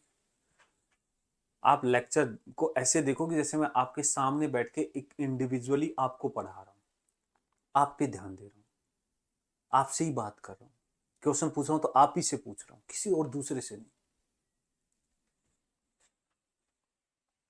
एक पर्सनल कनेक्ट होकर के पढ़ो। कोई भी डाउट आता है कमेंट्स में पूछो, कमेंट्स में लिख दो, टेलीग्राम पे भेज दो, ये सारे पीडीएफ वगैरह टेलीग्राम पे मिलेगा, टेलीग्राम पे कमेंट कर लिया करो, सर इसमें ये डाउट है, बच्चे आपस में डिस्कस करके सोल्व कर लेते हैं। मैं नॉर्मली कमेंट्स ओपन रखता हूं ताकि बच्चे डिस्कस कर ले किसी प्रॉब्लम के लिए। ये चलो, a battery consist of a variable number of n, variable number n है, ऑफ आइडेंटिकल सेल जिनका इंटरनल रेजिस्टेंस सबका आर है, which are connected in series. The terminals of the battery are short circuited. Short circuited मतलब बिना resistance के wire से connect कर दिया। देखो ये बैटरी है, सारे एन बैटरी हैं सीरीज में है, तो तुम्हें बताओ एन बैटरी सीरीज में तो इक्विवेलेंट ईएमएफ क्या आएगा और इक्विवेलेंट रेजिस्टेंस क्या आएगा? ये तो आएगा एन ई, ये आएगा एन आर, और ये इसके टर्मिनल्स हैं। इनको शॉर्ट सर्किट करने का मतलब है सीधा सीधा ऐसे कनेक्ट कर दिया बिना कोई रेजिस्टेंस के। यदि वो बोलता है रेजिस्टेंस से लगाए तो रेजिस्टेंस लगा दिया, अभी इसने बोला शॉर्ट सर्किट कर दिया तो कर दिया लोग।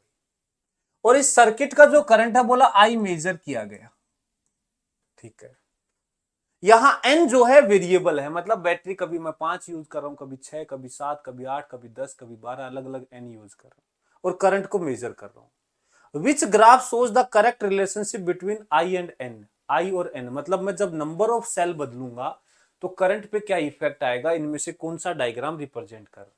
तो हमने कहा जब n सेल हैं तो करंट निकाल देते हैं, करंट आएगा Ne बाई NR। अजीब सी बात है, देखो n पे डिपेंड ही नहीं कर रहा, करंट जो है n पे डिपेंड ही नहीं कर रहा, current is independent of n। मतलब आप 2 बैटरी यूज करो, 1 यूज करो, 5 यूज करो, 10 यूज करो, 20 यूज करो, करंट पे कोई फर्क नहीं पड़ रहा है। यदि उनको ओवरऑल शॉर्ट सर्किट करना है तो उसके करंट की value E by R fix है, 1 का भी वही आएगा, 10 का भी वही आएगा। तो करंट का वेरिएशन n के साथ चेंज ही नहीं होगा, constant current will be the answer. n change करने पर करंट में कोई चेंज नहीं होगा, सी इज द आंसर। हो गया सो, ठीक है, ये हमारा हो गया कॉम्बिनेशन ऑफ सेल। तो देखो एक सिंपल सी बात बताऊं, प्रैक्टिकल सेल के नाम पे एक इंटरनल रेजिस्टेंस ऐड हो गया, बाकी कॉम्बिनेशन ऑफ सेल हो, प्रैक्टिकल सेल हो, ये सिंपल सर्किट की प्रॉब्लम्स है, छोटे छोटे सर्किट। ठीक है, अपने 2 फॉर्मूले याद रखने कि भाई सीरीज में जब इक्विवेलेंट निकालते हैं सबको पोलरिटी के हिसाब से ऐड कर देते हैं, लेकिन पैरेलल में डायरेक्ट ऐड नहीं करके हम फॉर्मूला यूज करते हैं ई बाई आर सबका ऐड किया, डिवाइड बाई 1 बाई आर सबका ऐड किया। ठीक है, क्लियर। चलो अब हमारा लास्ट पोर्शन स्टार्ट होता है, इंस्ट्रूमेंट। ठीक है ना, सर्किट पूरा खत्म हो गया, बैटरी के कॉम्बिनेशन वगैरह सब हो गया है। लास्ट पोर्शन आता है इंस्ट्रूमेंट, इलेक्ट्रिकल इंस्ट्रूमेंट, और इसमें सबसे पहला इंस्ट्रूमेंट हमारे सामने आता है गैल्वेनोमीटर। गैल्वेनोमीटर सबसे बेसिक डिवाइस जो होता है ना इंस्ट्रूमेंट में, वो गैल्वेनोमीटर होता है। गैल्वेनोमीटर का कंस्ट्रक्शन भी हम पढ़ते हैं मैग्नेटिक इफेक्ट ऑफ करंट वाले चैप्टर में, जहां गैल्वेनोमीटर के मैग्नेटिज्म एंड मैटर वाले में बता देंगे, जहां गैल्वेनोमीटर के बारे में बताया जाता है कि गैल्वेनोमीटर काम कैसे करता है। वहां हम पढ़ते हैं कि गैल्वेनोमीटर के अंदर एक कोइल लगाई जाती है, कोइल, और उस कोइल के 2 टर्मिनल्स बाहर निकाल दिए जाते हैं, और ये जो कोइल है ये लपेटी जाती है एक रोटर के ऊपर, और इसको रखा जाता है एक मैग्नेटिक फील्ड में। मतलब इस कोइल को ऐसे समझो, एक कोइल है उसको एक मैग्नेटिक फील्ड में रखा हुआ है। अब जैसे ही हम इसको सर्किट में कनेक्ट करते हैं तो इस कोइल से करंट पास करना शुरू कर देता है, और जैसे ही इससे करंट जाता है इस मैग्नेटिक फील्ड के अंदर एक करंट कैरिंग कोइल के ऊपर टॉर्क लगने लग जाता है। ये हम वहां कॉन्सेप्ट पढ़ते हैं कि जब एक करंट कोइल को मैग्नेटिक फील्ड में रखते हैं तो एक टॉर्क एक्सपीरियंस करती है और वो रोटेट करने की कोशिश करती है, और इसके रोटेशन यदि टॉर्क लगेगा तो लगातार रोटेट करने लग जाएगी, तो ऐसे तो वो मोटर की तरफ हो जाएगी, घूमने लग जाएगी। तो उसके रोटेशन को रोकने के लिए हम उसके साथ एक वायर कनेक्ट कर देते हैं जिसे टोर्सनल वायर बोलते हैं, या एक स्प्रिंग कनेक्ट कर देते हैं जो टॉय कार में नहीं आती, टॉय कार में आती है, जैसे चाबी भरते हैं तो टाइट हो जाती है, छोड़ते हैं फिर वो चलने लग जाती है। तो अंदर तुमने देखा होगा एक ऐसी स्पाइरल शेप की स्प्रिंग आती है, ऐसा उस रोटर के साथ लगा देते हैं। तो जैसे ही वो कोइल रोटेट करती है स्प्रिंग टाइट होने लग जाती है, और एक रोटेशन के बाद उसको, थोड़ा सा रोटेशन के बाद उसको रोक लेती है। ये सेम वैसे ही है जैसे स्प्रिंग ब्लॉक ऑसिलेशन, एक ब्लॉक को छोड़ते हैं, एक्सटेंशन आता है स्प्रिंग में तो स्प्रिंग फोर्स आता है तो उसको बैलेंस करती है एक पोजीशन पे जाके, और फोर्स बढ़ाते हैं तो और नीचे जाता है फिर बैलेंस हो जाता है, और फोर्स बढ़ाएंगे तो और नीचे जाएगी फिर बैलेंस हो जाएगा, कुल मिला के स्प्रिंग हमेशा उसको बैलेंस कर लेगी। ऐसे ही यहां होता है, जैसे वो रोटेट करेगी तो एक टॉर्क लगा करके स्प्रिंग उसको रोक देगी एक किसी एंगल के ऊपर, करंट बढ़ाएंगे टॉर्क बढ़ेगा तो और रोटेशन बढ़ेगा फिर किसी और एंगल पे जाके रोक देगी। तो कुल मिला के गैल्वेनोमीटर एक ऐसा डिवाइस है जिसमें उस कोइल के deflection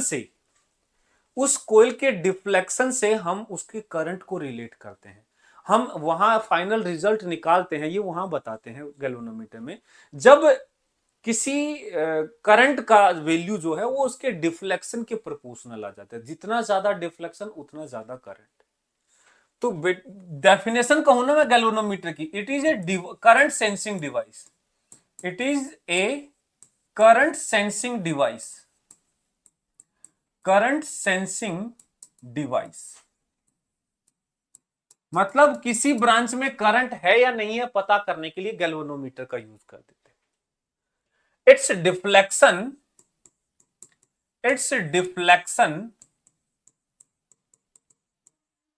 is proportional to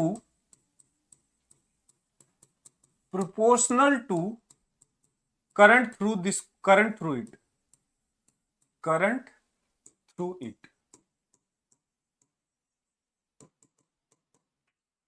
galvanometer का जो डिफ्लेक्शन है इससे पास करने वाली करंट पे डिपेंड करता है। थीटा इज प्रोपोर्शनल टू आई, जितना ज्यादा डिफ्लेक्शन उतना ज्यादा करंट। ये हम वहां प्रूव करते हैं, डेराइव करते हैं ये फॉर्मूला। एक्चुअल में एक फॉर्मूला आता है theta is equal to sorry BINA is equal to C theta निकल के आता है, वो वहां पढ़ते हैं, अभी नहीं बात करेंगे। अभी तो सिर्फ इतना पता कर लो कि गैल्वेनोमीटर एक डिवाइस होता है, जैसे उसको ब्रांच में कनेक्ट करते हैं तो उससे करंट जाता है, जैसे ही करंट जाता है वो डिफ्लेक्शन शो करता है। तो हम डिटेक्ट कर लेते हैं कि हाँ इससे करंट जा रहा है, ज्यादा करंट ज्यादा डिफ्लेक्शन, कम करंट कम डिफ्लेक्शन। ठीक है। सर्किट में गैल्वेनोमीटर को ऐसे दिखाया जाता है, ये गैल्वेनोमीटर है, ये गैल्वेनोमीटर है। ठीक है। इसका एक अपना रेजिस्टेंस भी होता है भाई, इसमें कोइल लगी हुई है, कोइल लगी है मतलब उसका अपना एक रेजिस्टेंस भी होगा, जिसको कैपिटल जी से भी लिख देते हैं। मैं यहां RG से लिख रहा हूं क्योंकि कैपिटल जी मैंने गैल्वेनोमीटर में दिखा दिया। कई बार इसको सीधा एरो से दिखा देते हैं, यहां जी लिख देते हैं। देखो रेजिस्टेंस जो होता है गैल्वेनोमीटर का, उसको जी से भी डिनोट कर देते हैं, मैं RG से कर रहा हूं। RG resistance of galvanometer. एक इससे करंट जाएगा। अब देखो इससे करंट कुछ भी हो सकता है, जितना ज्यादा करंट होगा उतना ज्यादा डिफ्लेक्शन होगा। अब ऐसे तो करंट क्या ही लिखूं, लेकिन इसमें एक करंट की सर्टेन रेटिंग होती है कि मैक्सिमम जो डिफ्लेक्शन है वो कितने करंट पे आता है, उसको हम IG से लिखेंगे। IG क्या है? IG है, इसको बोलते हैं full scale deflection current, full scale deflection current, full scale deflection current मतलब वो करंट जब निडल मैक्सिमम डिफ्लेक्शन शो कर रही है। ठीक है, इसको बोलते हैं IG। अब हम ऐसा बोल सकते हैं कि IG करंट की वो वैल्यू है जो इस गैल्वेनोमीटर से हम मैक्सिमम भेज सकते हैं। इससे ज्यादा करंट भेजोगे या तो वो जल जाएगा, खराब हो जाएगा, या फिर वो रीडिंग तो मेजर कर नहीं पाएगा। भाई निडल जितना डिफ्लेक्ट हो सकती है उससे ज्यादा वो जा ही नहीं सकती, उसका कंस्ट्रक्शन ही वैसा नहीं है, रुक गई निडल। अब तुम ज्यादा करंट भेजोगे भी तो एक तो पॉसिबिलिटी है कि भाई वो थोड़ी देर में जल के खराब हो जाएगी, कोई हीट अप होकर के खराब हो जाएगी, या फिर उसका करंट तुम बता ही नहीं पाओगे, तो क्योंकि निडल तो पूरा सर टिका चुकी है वहां पे। अब तुम कितना ही उसको घुमाते रहो वो घूमेगी नहीं। ठीक है ना। तो इसको बोलते हैं फुल स्केल डिफ्लेक्शन करंट। मतलब कुल मिला के गैल्वेनोमीटर से जो करंट है हम इससे ज्यादा कभी नहीं भेजेंगे। दूसरा है RG। ये है resistance, resistance of galvanometer, resistance of galvanometer. ये जो गैल्वेनोमीटर है, इस गैल्वेनोमीटर का रेजिस्टेंस, गैल्वेनोमीटर कोइल, ये हो गया G। बाकी कुछ नहीं है। गैल्वेनोमीटर से कुछ क्वेश्चन नहीं होते। गैल्वेनोमीटर का यूज हम करते हैं कि भाई इस ब्रांच में करंट है या नहीं, डिफ्लेक्शन शो कर रहा है, करंट है, नल डिफ्लेक्शन शो कर रहा है, जीरो डिफ्लेक्शन, कोई डिफ्लेक्शन नहीं तो कोई करंट नहीं। तो गैल्वेनोमीटर का मोस्टली यूज करते हैं कि भाई नल पॉइंट पता करने में कि कहां डिफ्लेक्शन नहीं आ रहा, मतलब जिस मोमेंट पे उसका कोई डिफ्लेक्शन नहीं है तो हम कहेंगे भाई अब यहां पे इस ब्रांच में करंट जीरो है। अब देखो एक क्वेश्चन है, ये देखो ये पूछा गया 2023 में। देखो गैल्वेनोमीटर का कोई यूज नहीं है भाई वैसे, बस जस्ट इस क्वेश्चन को करने की ट्राई करो। सर्किट का क्वेश्चन है, सर्किट का बस।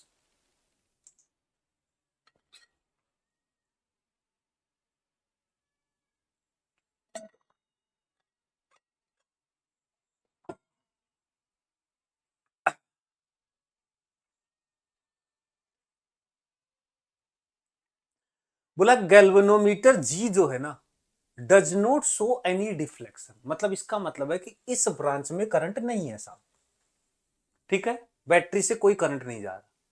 द वैल्यू ऑफ रेजिस्टेंस क्या होगा, इस रेजिस्टेंस की वैल्यू, देखो इस ब्रांच में करंट जीरो है, इस ब्रांच में करंट जीरो है का मतलब इसका जो भी करंट है वो इधर इधर घूम रहा है यहां, तो यहां से जो करंट जा रहा है ना वो पूरा पूरा इधर से जा रहा है।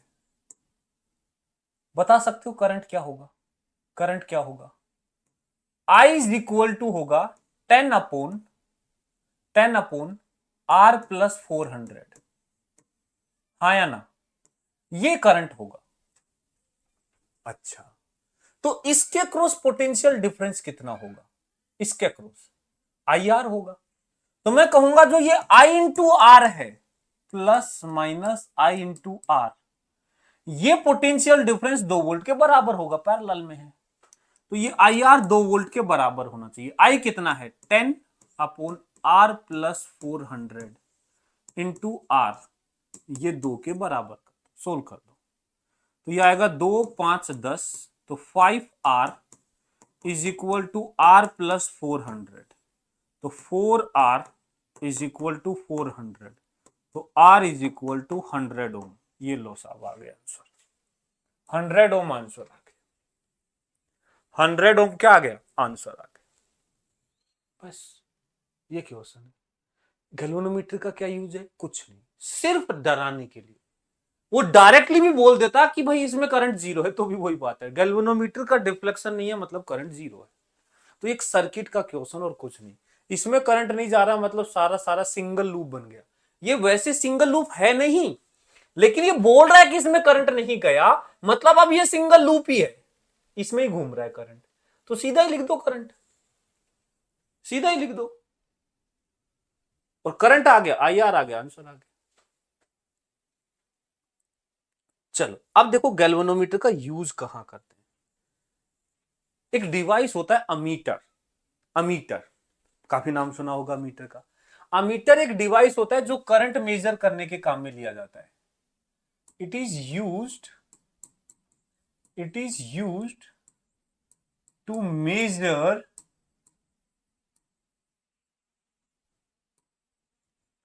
Current, it is used to measure current in any branch, किसी भी ब्रांच में करंट मेजर करने के लिए जो डिवाइस यूज किया जाता है दैट इज अमीटर। अच्छा, ये बनावट जो है ना अमीटर की वो गैल्वेनोमीटर से बनाई जाती है, वो हम बाद में सीखेंगे, पहले हम अमीटर के बारे में पढ़ते हैं क्या क्या होता है अमीटर के बारे में।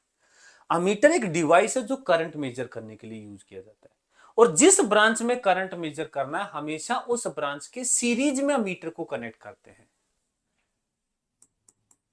It is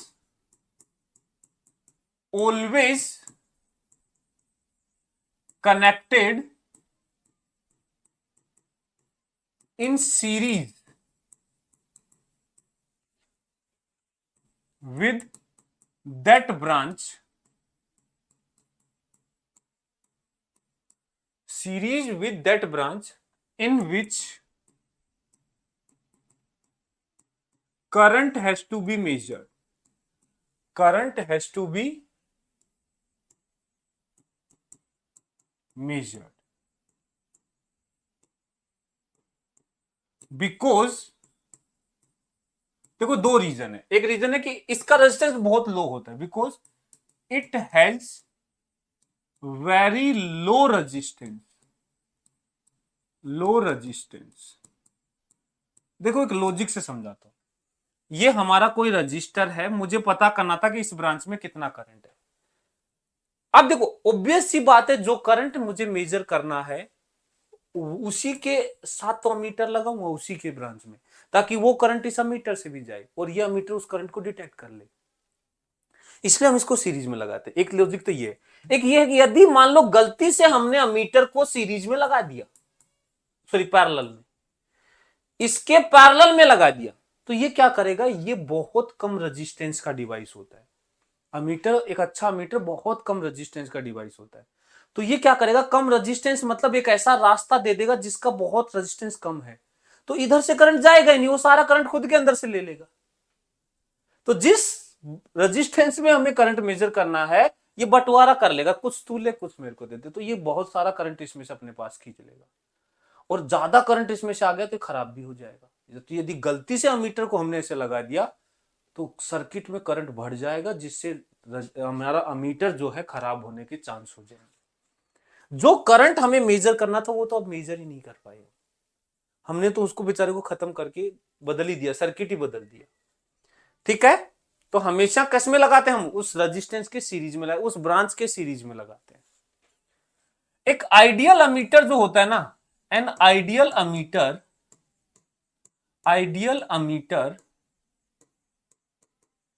have zero resistance. देखो प्रैक्टिकली ऐसा होता नहीं है कि जीरो रेजिस्टेंस का अमीटर हो, बट एक आइडियल अमीटर हम जीरो रेजिस्टेंस का लेते हैं। हम मान लेते हैं जब तक दिया ना जाए ना सर क्वेश्चन में कि इस अमीटर का इतना रेजिस्टेंस है, तब तक हम जीरो लेते हैं। एक अमीटर मतलब जीरो रेजिस्टेंस का, तो कुछ नहीं, एक आइडियल अमीटर को शॉर्ट सर्किट वायर से रिप्लेस करेंगे, सर्किट में कोई इफेक्ट नहीं डालेगा। एक आइडियल अमीटर सर्किट में शॉर्ट सर्किट वायर की तरह बिहेव करेगा, वो कोई इफेक्ट नहीं डालेगा। So an ideal ammeter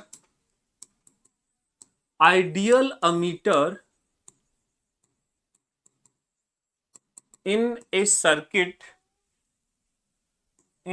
circuit will behave like a short circuit wire। कैसे बिहेव करेगा, शॉर्ट सर्किट वायर की तरह बिहेव करेगा। मतलब जहां तुम्हें सर्किट में अमीटर दिखे, जैसे फॉर एग्जांपल ये है, एक रेजिस्टेंस है, ये अमीटर है और ये बैटरी है, ऐसा है 10 वोल्ट की बैटरी है, ये 3 ओम का रेजिस्टेंस है, ये 2 ओम का रेजिस्टेंस है, ये अमीटर है। बोला रीडिंग बताओ अमीटर की, find reading of ammeter, find reading of ammeter, ये क्वेश्चन है। तो कुछ नहीं करना, इस अमीटर का रेजिस्टेंस दिया नहीं है तो जीरो ले लो। तो तुम क्या करोगे, ये शॉर्ट सर्किट वायर की तरह ये ऐसे बिहेव करेगा, ये ऐसे बिहेव करेगा। 10 वोल्ट की बैटरी, 3 ओम का रेजिस्टेंस, 2 ओम का रेजिस्टेंस, और अमीटर हो गया शॉर्ट सर्किट। तो बस सीधा इसका करंट निकाल लो, और जो करंट आएगा वो इसकी रीडिंग होगी, 10/5 2 एम्पियर आंसर। कभी कभी वो क्या कहेगा क्वेश्चन में, अमीटर का रेजिस्टेंस भी दे देगा, वो बोलेगा भाई इसका भी रेजिस्टेंस है 1 ओम, तो कुछ नहीं, 3 और 2 5 थे, अब 6 ले लेंगे। यदि उसका रेजिस्टेंस देता है तो ले लेंगे, नहीं देता है तो जीरो, और उसका करंट निकाल देंगे, और जो उस अमीटर का करंट होगा वो इसकी रीडिंग होगी। ये अमीटर है, इसमें कोई दिक्कत। अब देखो अमीटर एक्चुअल में बनाया कैसे जाता है, अमीटर बनता है गैल्वेनोमीटर से, कंस्ट्रक्शन या ammeter from A galvanometer, ammeter from एक गैल्वेनोमीटर से अमीटर देखो बनाया कैसे जाता है, अमीटर फ्रॉम ए गैल्वेनोमीटर। देखो कैसे अमीटर बनाया जाता है गैल्वेनोमीटर से। अच्छा देखो, ये हमारा एक गैल्वेनोमीटर, बहुत ही प्यारा सा कॉन्सेप्ट है। ये हमारा गैल्वेनोमीटर है जिसका अपना एक रेजिस्टेंस है आरजी, और जिसका maximum deflection, full scale deflection current जो है वो आईजी है। मतलब हम इससे मैक्सिमम आईजी करंट भेज सकते हैं। नॉर्मली आईजी की जो वैल्यू होती है ना वो मिली एम्पियर में होती है, कुछ मिली एम्पियर, 10 मिली एम्पियर भेज सकते हैं मान लो, लेकिन हमें करंट मेजर करना है एम्पियर में। अब यदि डायरेक्टली इसको गैल्वेनोमीटर को यूज करेंगे तो एम्पियर में तो ये खराब हो जाएगा, इतना करंट तो झेल ही नहीं पाएगा। हमें तो 10 एम्पियर, 20 एम्पियर, 50 एम्पियर, कितना भी करंट मेजर करने के लिए मीटर बनाना पड़ जाता है। तो अब देखो कैसे किया जाता है, इस चीज को मैं समझाता हूं, कैसे समझो। ये एक शहर है जिधर से एक रोड जा रहा है, हाईवे जा रहा है, एक शहर से एक हाईवे जा रहा है। शहर ऐसे बना हुआ है कि यदि मान लो हाईवे पे ट्रैफिक ज्यादा है तो शहर में जाम लगना तय है। जैसे ही एक लिमिट से ज्यादा ट्रैफिक एकदम चक्का जाम हो जाता है। अच्छा, अब इस प्रॉब्लम को सॉर्ट आउट करना है। अब हाईवे है, उधर शहर है, अब क्या करें, क्या प्रॉब्लम सॉर्ट आउट कैसे किया जाए? तो इसकी प्रॉब्लम सॉर्ट आउट किया जाता है कि एक रिंग रोड बना दो, एक बाईपास बना दो, इस शहर से एक बाईपास बना दो। बाईपास बना दो मतलब एक अल्टरनेटिव रास्ता दे दो, इस गैल्वेनोमीटर से एक अल्टरनेटिव रास्ता दे दो, ये बाईपास बना दिया। इससे क्या होगा, कुछ ट्रैफिक इधर जाएगा, कुछ इधर जाएगा, और यहां चक्का जाम नहीं होगा। जिसको सीधा जाना है वो इधर से जाएगा, जिसको इस शहर में जाना है वो इधर से जाएगा। तो इस तरीके से ट्रैफिक जाम बचेगा। तो यहां भी हम यही करते हैं, हमारा जो ये गैल्वेनोमीटर है इसके बाईपास बना दिया हमने एक, इसको हम बोलते हैं शंट रेजिस्टेंस, और इसका रेजिस्टेंस एस से डिनोट करते हैं। This is called shunt resistance. Shunt resistance एक बहुत स्मॉल रेजिस्टेंस होता है, small resistance, small resistance that is connected parallel to the galvanometer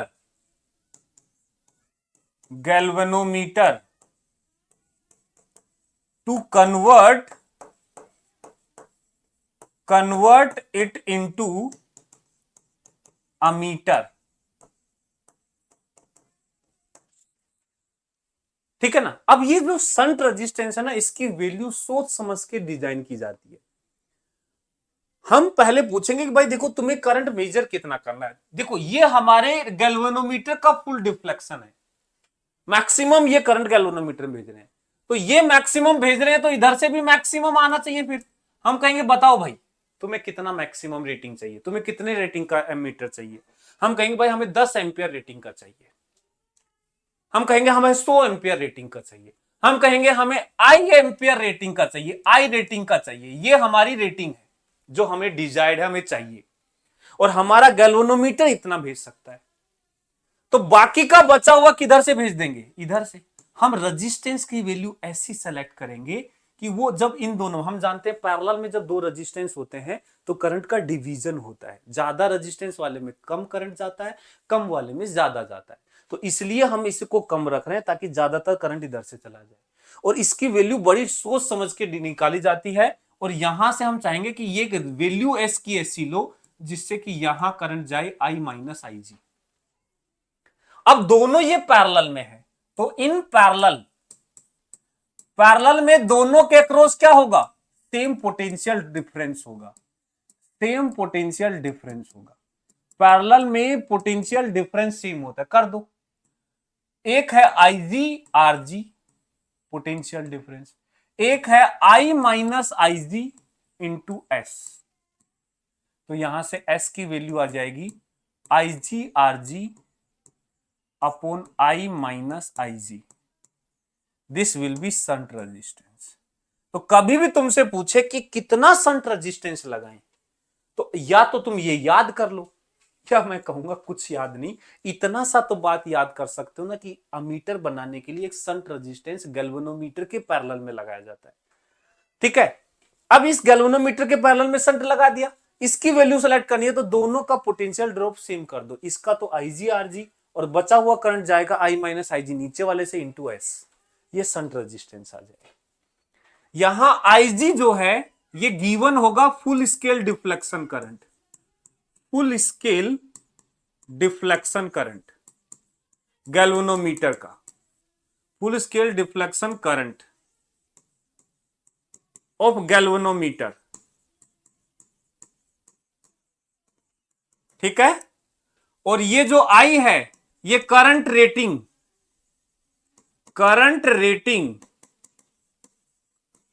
of ammeter, जो हमें अमीटर की करंट रेटिंग चाहिए वो है। और आरजी रेजिस्टेंस ऑफ गैल्वेनोमीटर, ये लो, हो गया सो। ठीक है, अब यदि तुमसे पूछा जाए कि ये फाइनली जो डिवाइस बनेगा ये अमीटर बनेगा, तो फाइनली ये डिवाइस क्या बनेगा, रेजिस्टेंस ऑफ अमीटर क्या आएगा, रेजिस्टेंस ऑफ अमीटर क्या होगा। यदि तुमसे पूछे कि बताओ इस अमीटर का रेजिस्टेंस क्या होगा, तो एक्चुअल में दो रेजिस्टेंस पैरेलल में है, एक है आरजी और एक है एस, ये दो पैरेलल में लगे हुए हैं और ये पूरा एक अमीटर बन गया। तो रेजिस्टेंस ऑफ अमीटर जो होगा वो होगा पैरेलल में R1 R2 upon R1 plus R2, इनका इक्विवेलेंट रेजिस्टेंस, दोनों के पैरेलल का equivalent RGS upon RG plus S. ठीक है, ये इक्विवेलेंट है। क्या ये मुश्किल काम है, क्या ये मुश्किल काम है भाई। देखो ऐसा क्वेश्चन करते हैं जिसमें इस कॉन्सेप्ट को लगा के हम और सीखेंगे। देखो ये वाला देखो, एक galvanometer having a coil resistance 60 ohm, ये देखो गैल्वेनोमीटर कोइल का रेजिस्टेंस दे दिया, मतलब ये क्या है, आरजी है। आरजी देखो डाटा लिखते चलो 60 ओम है। ठीक है साहब, source full scale deflection one current 1 ampere passes through it, मतलब आईजी हमें 1 एम्पियर दे रखा है। ठीक है, it can be converted to an ammeter to read 5 ampere, मुझे आई जो रेटिंग चाहिए वो 5 एम्पियर चाहिए। पूछा क्या है, कितना रेजिस्टेंस कहां लगाएं। तो पहली बात तो क्लियर है, रेजिस्टेंस दो गैल्वेनोमीटर के लगाएंगे पैरेलल में लगाएंगे, सीरीज में तो नहीं लगाएंगे, पैरेलल में ए और डी में से आंसर आएगा। तो ये हमारा गैल्वेनोमीटर है जिसका रेजिस्टेंस है 60 ओम और इससे हम मैक्सिमम 1 एम्पियर भेज सकते हैं, लेकिन हमें इधर से भेजना है साहब 5 एम्पियर, तो बाकी 4 एम्पियर को इधर से रास्ता देना पड़ेगा, बाकी 4 एम्पियर को इधर से भेजेंगे एस से, और पैरेलल में पोटेंशियल सेम, तो 1 गुना 60 4 गुना एस, ये लो एस 15 ओम, आंसर आ गया। पुटिंग पैरेलल में 15 ohm resistance, putting in parallel A resistance of 15 ओम, हो गया सोल्व। मजाक है भाई, अरे पैरेलल में वोल्टेज देखो, अब फॉर्मूला याद करने की जरूरत है क्या, तू बता, एक बार बता, कॉन्सेप्ट यदि एक बार तूने समझ लिया तो अब इसमें फॉर्मूला याद करने की जरूरत है। 5 आया, एक उसमें से 4 इसमें से, पैरेलल में वोल्टेज सेम, हो गया सोल्व। क्या फॉर्मूला याद करेगा, बाकी तुम्हारी मर्जी है, रटना चाहो रट सकते हो, मैंने समझा दिया। चलो ये करो, ये करो, ये क्वेश्चन सोल्व करो।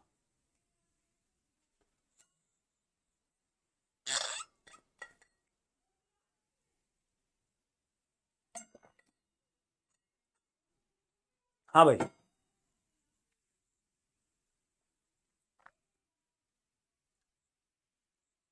ए सर्किट कंटेन एन अमीटर, ए बैटरी 30 वोल्ट की, रेजिस्टेंस इतने ओम का, सीरीज में लगे। बोला कि ये तो है साहब रेजिस्टेंस, एक अमीटर और एक बैटरी। ठीक है, ये 30 वोल्ट की बैटरी है, 480 ओम का रेजिस्टेंस है, अच्छा अमीटर का रेजिस्टेंस है, अच्छा इसका कितना है 40.8 ओम, 40.8 ओम इसका है, लेकिन अमीटर आइडियल नहीं है। देखो बोला है if ammeter has a coil of resistance 480 ohm and a shunt of 20 ohm, ammeter में जो है ना, अमीटर में 480 ओम के साथ में पैरेलल में एक रेजिस्टेंस लगा है 20 ओम, 20 ओम, तो ये है शंट रेजिस्टेंस, ये है एक प्रकार से गैल्वेनोमीटर टाइप का रेजिस्टेंस, ये ओवरऑल अमीटर बना। तो रेजिस्टेंस ऑफ अमीटर जो आएगा फाइनली वो आएगा RG into S upon RG plus S, मतलब ये एक आइडियल। देखो यदि ये इंफॉर्मेशन नहीं दी होती तो हम अमीटर को आइडियल ले लेते, लेकिन इसने दिया है तो लेना पड़ेगा। तो इसका रेजिस्टेंस आएगा 480 गुना 20 बटे 480 प्लस 20 500, 2020, 48 दूनी 96 बटे 5, तो 96 बटे 5 5 एकम 5, 4 4 46, 5 नाम 45, 5 दूनी 10, 19.2 ओम। तो इसका जो रेजिस्टेंस है 40.8 है, इसका रेजिस्टेंस आया 19.2 ओम, ये निकाल दिया। तो क्या पूछा है, रीडिंग क्या होगी, मतलब करंट बताना है। इसमें से जो करंट जाएगा वही तो रीडिंग होगी। तो करंट आएगा 30 वोल्ट की बैटरी 40 पॉइंट, एक सिंपल सर्किट का क्वेश्चन हो गया, सिंगल लूप सर्किट का। 40.8 वो, 19.2 ये, तो ये आ गया 30 बटे 40, 50, 60 आ गया 60.5, 0.5 ampere. 0.5 ampere is the answer. ये लो, ये रीडिंग होगी। यदि आइडियल होता तो 30 बटे 40.8 होता सीधा। यदि आइडियल नहीं है, क्योंकि इसने दिया है कि 480 का है, शंट है 20 का, तो दोनों का इक्विवेलेंट निकाल। देखो इसने, अब कुछ बच्चे confusion, sir the ammeter has a coil of resistance, मतलब ये वो गैल्वेनोमीटर वाली कोइल की बात कर रहा है और शंट की बात कर रहा है, ठीक है ना। गैल्वेनोमीटर नाम नहीं बोला इसने। चलो ये क्वेश्चन करो, फिर आगे बढ़ेंगे। ये वाला करो। In an ammeter, 0.2% of main current passes through the galvanometer. Main current मतलब जो नेट करंट हम भेज रहे हैं वो, उसका 0.2% करंट जा रहा है किससे, गैल्वेनोमीटर से। रेजिस्टेंस ऑफ गैल्वेनोमीटर G है, तो रेजिस्टेंस ऑफ अमीटर क्या होगा। शंट का रेजिस्टेंस नहीं पूछा, ध्यान से सुन लेना। ये हमारा गैल्वेनोमीटर है, ठीक है ना। ये हमारा गैल्वेनोमीटर है जिसका रेजिस्टेंस G दे रखा है। इधर से करंट जो जा रहा है वो टोटल करंट का, टोटल मान लेते हैं I है, तो उसका 0.2% जा रहा है, बाकी जा रहा है शंट से। तो 0.2, देखो अब दो ऑप्शन है हमारे पास, या तो I मानो तो I का 0.2% होगा 0.002 I, या तो ऐसे लिखो 0.002 I, 0.2%। कैसे, I का गुना 0.2%, हटाने के लिए 100 से डिवाइड, 0.2 अपॉन 100 होगा 0.002, तब जाके ये आएगा। या फिर एक काम करो, यहां इसको छोड़ो ये सब झंझट, आप बोलो 100 एम्पियर जा रहा है, तो जिसका 0.2, देखो 100 एम्पियर का 1% होता है 1 एम्पियर, 2% 2 एम्पियर, 5% 5 एम्पियर, 0.2% 0.2 एम्पियर। तो 100 एम्पियर में से 0.2 एम्पियर इधर गया, तो बाकी इधर गया कितना, 99.8 एम्पियर, ठीक है। अच्छा, तो क्या पूछा है, अमीटर का रेजिस्टेंस। पहले एक काम करते हैं, शंट निकाल लेते हैं। तो हम कहेंगे 0.2 into G is equal to 99.8 into S. तो एस कितना आ जाएगा, तो पॉइंट से हटा दो, एक एक ही पॉइंट है, तो यह आएगा 2G अपॉन 998, तो यह आएगा G अपॉन 499। ये शंट रेजिस्टेंस है, जोश में मत आ जाना, this is shunt resistance not ammeter resistance. Ammeter का जो रेजिस्टेंस आएगा वो आएगा G into S upon G plus S, parallel है, इनका इक्विवेलेंट आएगा। तो G into G upon 499 upon G plus G बटे 499, सोल्व करो। यह आ गया G into G upon 499 divide by, LCM लोगे तो 499 प्लस 1 500G अपॉन 499, 499 से 499, G से G, तो आंसर आ गया G अपॉन 500, G अपॉन 500 ओम आंसर आ गया। ये आंसर 2014 का क्वेश्चन है। देखो कोई दिक्कत, कोई दिक्कत इसमें, एक कॉन्सेप्ट बताया उससे देखो सारे क्वेश्चन बड़ा धुआं धुआं मच रही है। तो कॉन्सेप्ट क्या है, पैरेलल में वोल्टेज सेम होता है, बाईपास बनाने का। ये था गैल्वेनोमीटर से अमीटर बनाने का कॉन्सेप्ट। नेक्स्ट डिवाइस पढ़ते हैं वोल्ट मीटर। नेक्स्ट डिवाइस पढ़ते हैं वोल्ट मीटर। साहब वोल्ट मीटर क्या होता है, देखो वोल्टमीटर एक डिवाइस है जो पोटेंशियल डिफरेंस मेजर करने के लिए यूज किया जाता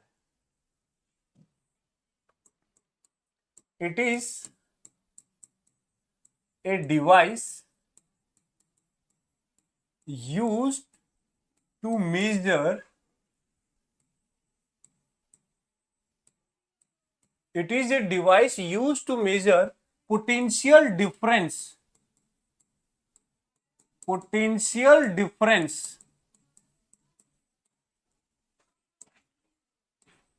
potential difference across या between two points between two points कोई भी दो पॉइंट्स हो सकते हैं, उनके बीच का पोटेंशियल डिफरेंस मेजर करना हो तो हम वोल्ट मीटर का यूज करते हैं। ठीक है। अच्छा, वोल्ट मीटर को हमेशा सर्किट के पैरेलल में कनेक्ट किया जाता है। जिन दो पॉइंट के क्रॉस पोटेंशियल डिफरेंस आते हो, उन दो पॉइंट्स के क्रॉस, मान लो कोई रजिस्टर है, उसके क्रॉस पोटेंशियल डिफरेंस आते हैं टर्मिनल्स पे, तो इसके टर्मिनल पे वोल्ट मीटर कनेक्ट कर दो, मतलब इसके पैरेलल में।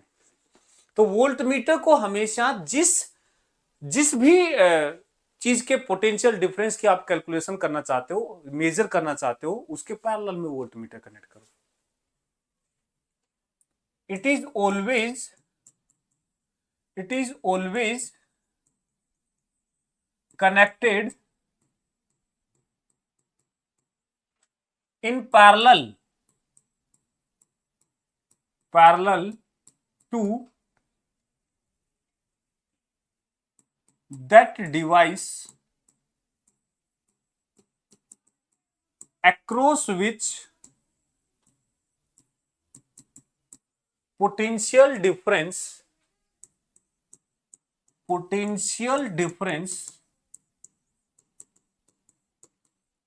has to be calculated।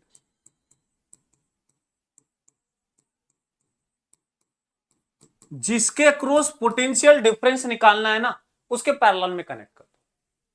अच्छा, एक वोल्ट मीटर जो है ना, बहुत हैवी हाई रेजिस्टेंस डिवाइस होता है। It is a very high resistance device, very high resistance device.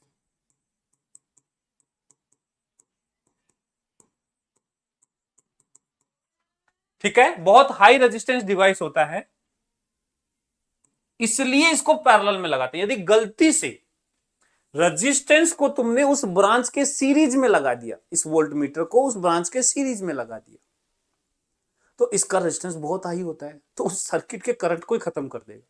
जब एक ब्रांच में बहुत हैवी रेजिस्टेंस लगा दोगे तो करंट क्या रहेगा, जीरो को अप्रोच करेगा। तो इसलिए कभी भी गलती से वोल्ट मीटर को सीरीज में लगाते, लगा दोगे तो यही होगा, सर्किट का करंट खत्म हो जाएगा, खराब नहीं होगा कोई डिवाइस। अमीटर फिर भी खराब हो सकता है, एक लिमिट से ज्यादा करंट चला जाएगा, लेकिन इसमें ज्यादा करंट तो चांस ही नहीं है, जीरो करंट हो जाएगा, वो रीडिंग नहीं देगा। बट गलती से भी नहीं लगाओ, वरना रीडिंग सही नहीं आएगी। An ideal volt meter have infinite resistance.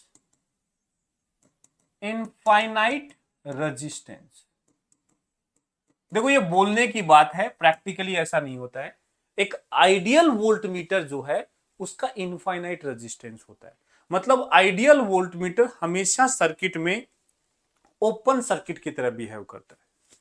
ठीक है, infinite resistance, so it will act as open circuit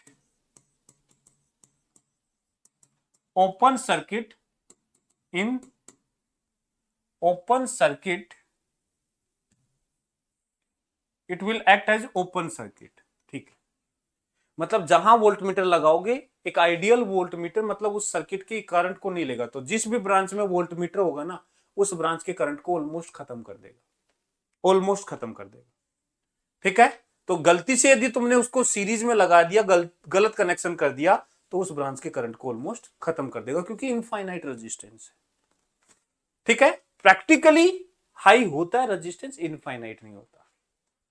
अच्छा, ओके, वोल्ट मीटर ये मेजर करता है ये सब चीजें। जैसे फॉर एग्जाम्पल ये एक रेजिस्टेंस है, ये एक रेजिस्टेंस है और ये एक बैटरी है, 10 वोल्ट की बैटरी है, ये 2 ओम का रेजिस्टेंस है, ये 3 ओम का रेजिस्टेंस है। मान लो मुझे इस 2 ओम के रेजिस्टेंस का पोटेंशियल डिफरेंस निकालना है, तो वोल्ट मीटर को यहां कनेक्ट कर दो, यहां कनेक्ट कर दो, तो आइडियल वोल्ट मीटर सर्किट पे इफेक्ट नहीं डालेगा, ठीक है ना। बोला find reading of volt meter, find reading of volt meter, volt meter की रीडिंग निकालो, ठीक है। तो देखो ये सर्किट कैसे बिहेव करेगा। अब आइडियल वोल्ट मीटर है तो ये ओपन सर्किट हो जाएगा, ये तो सर्किट ओपन हो जाएगा, ठीक है, ओपन सर्किट हो गया। और इधर का रेजिस्टेंस 3 ओम है, इधर का रेजिस्टेंस 2 ओम है, और ये बैटरी लगा रखी है साहब 10 वोल्ट की।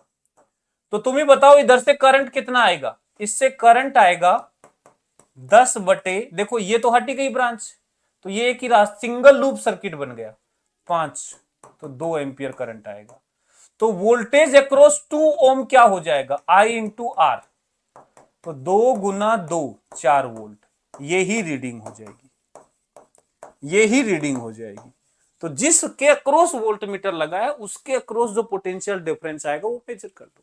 तो कुल मिला के सर्किट में उसका इफेक्ट एक ओपन सर्किट की तरह होगा, जहां तुम वोल्ट मीटर लगाओगे उधर ब्रांच में करंट 0 हो जाएगा, ठीक है, ठीक है भाई, बोलो बोलो बोलो।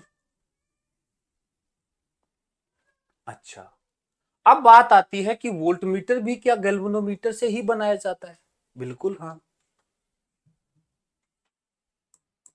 Volt meter from galvanometer,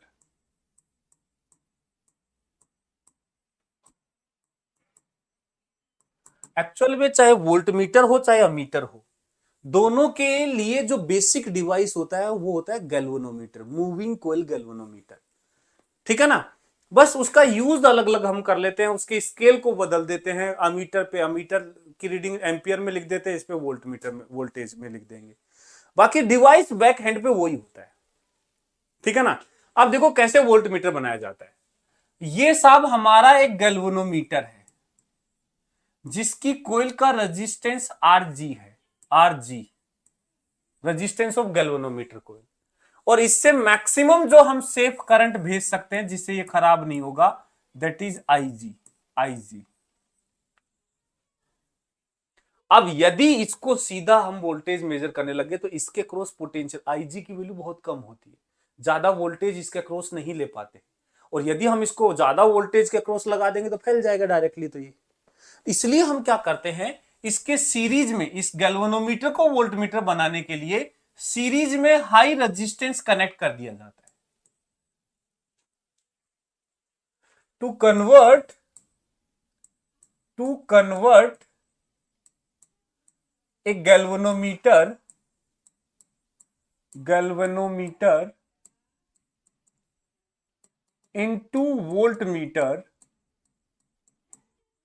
into voltmeter, connect a high resistance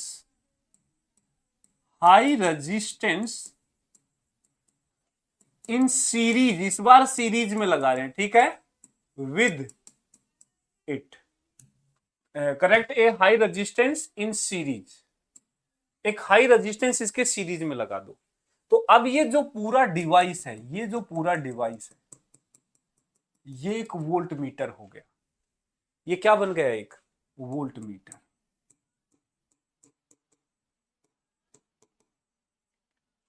तो इसकी रीडिंग जो आएगी, इसकी रीडिंग, तो वोल्ट मीटर रेटिंग क्या होगी, वोल्ट मीटर रेटिंग, जो फाइनली जो ये मैक्सिमम वोल्टेज जो ये मेजर कर सकता है। देखो मैक्सिमम करंट हम इसे आईजी भेज सकते हैं, फुल डिफ्लेक्शन पे करंट क्या होगा, IG.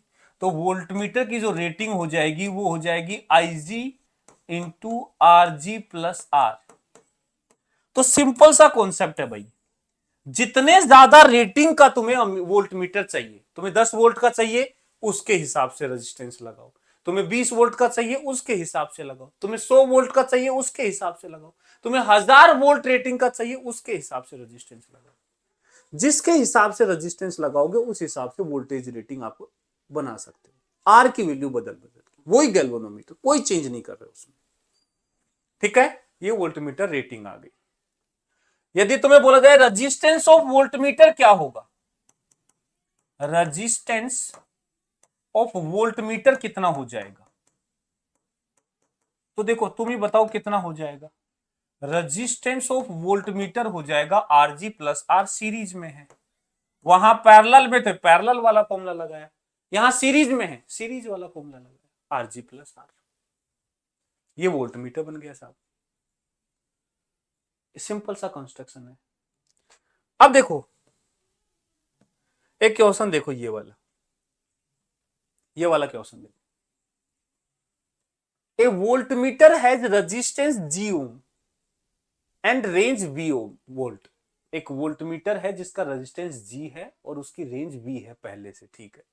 The value of resistance used in series to convert it into a voltmeter of range NV, मतलब जितनी इसकी रेटिंग है ना हमें उसका एन टाइम्स करना है, तो उसके लिए मैं कितना रेजिस्टेंस सीरीज में लगाऊं। तो देखो एक काम करते हैं, पहले ये बनाते हैं, ये हमारा वोल्टमीटर है जिसके पास पहले से एक रेजिस्टेंस है जी ओम का, ठीक है, और इसकी जो वोल्टेज रेटिंग है ना वो वी है, इसका जो वोल्टेज रेटिंग है वी है। लेट सपोज हम कहते हैं इससे जो करंट मैक्सिमम हम भेज सकते हैं वो आईजी मान लेते हैं, तो यहां जो वी है ना वो होगा आईजी इंटू जी, इसको इक्वेशन 1 बोल देते। अब हमने क्या किया, इसी के सीरीज में एक रेजिस्टेंस और लगा दिया, कोई आर रेजिस्टेंस लगा दिया, ये जी है। तो अब जो नया वोल्ट मीटर बना, देखो करंट अभी भी इतना ही भेज सकते हैं, करंट में तो हम चेंज कर नहीं सकते क्योंकि सीरीज में कुछ लगाने से करंट थोड़ा चेंज हो पाएगा, मतलब ये करंट हम चेंज नहीं कर सकते, डिवाइस खराब हो जाएगा अलग भेजोगे तो, अभी भी डिफ्लेक्शन करंट आईजी है। तो नया वोल्ट मीटर रेटिंग हम चाहते हैं एनवी, जो होगा IG into G plus R, series में जी प्लस आर, ये इक्वेशन 2, इन दोनों को डिवाइड कर दो, इक्वेशन 2 डिवाइड बाई इक्वेशन 1, तो देखो n V divide by V, इधर आएगा I G into G plus R, upon नीचे आएगा आई जी इंटू जी, आई जी से आई जी गया, वी से वी गया, तो बताओ कितना आ गया, एन इज इक्वल टू आ गया G upon G 1 plus R upon G, तो ये आ गया n minus 1 into G is equal to R, ये आ गया एन माइनस 1 इंटू जी। ये लो, ये सोल्व कर दिया, कुछ नहीं किया, वही किया पहले जो वोल्टमीटर रेटिंग थी वो करंट इंटू पहले का रेजिस्टेंस, करंट उतना ही रहेगा, रेजिस्टेंस और लगा दिया तो नई वोल्टेज रेटिंग आ गई, बोला एन टाइम्स कर दो, एन टाइम्स कर दिया, दोनों इक्वेशन को सोल्व कर लिया, यहां से आर की वैल्यू आ गई।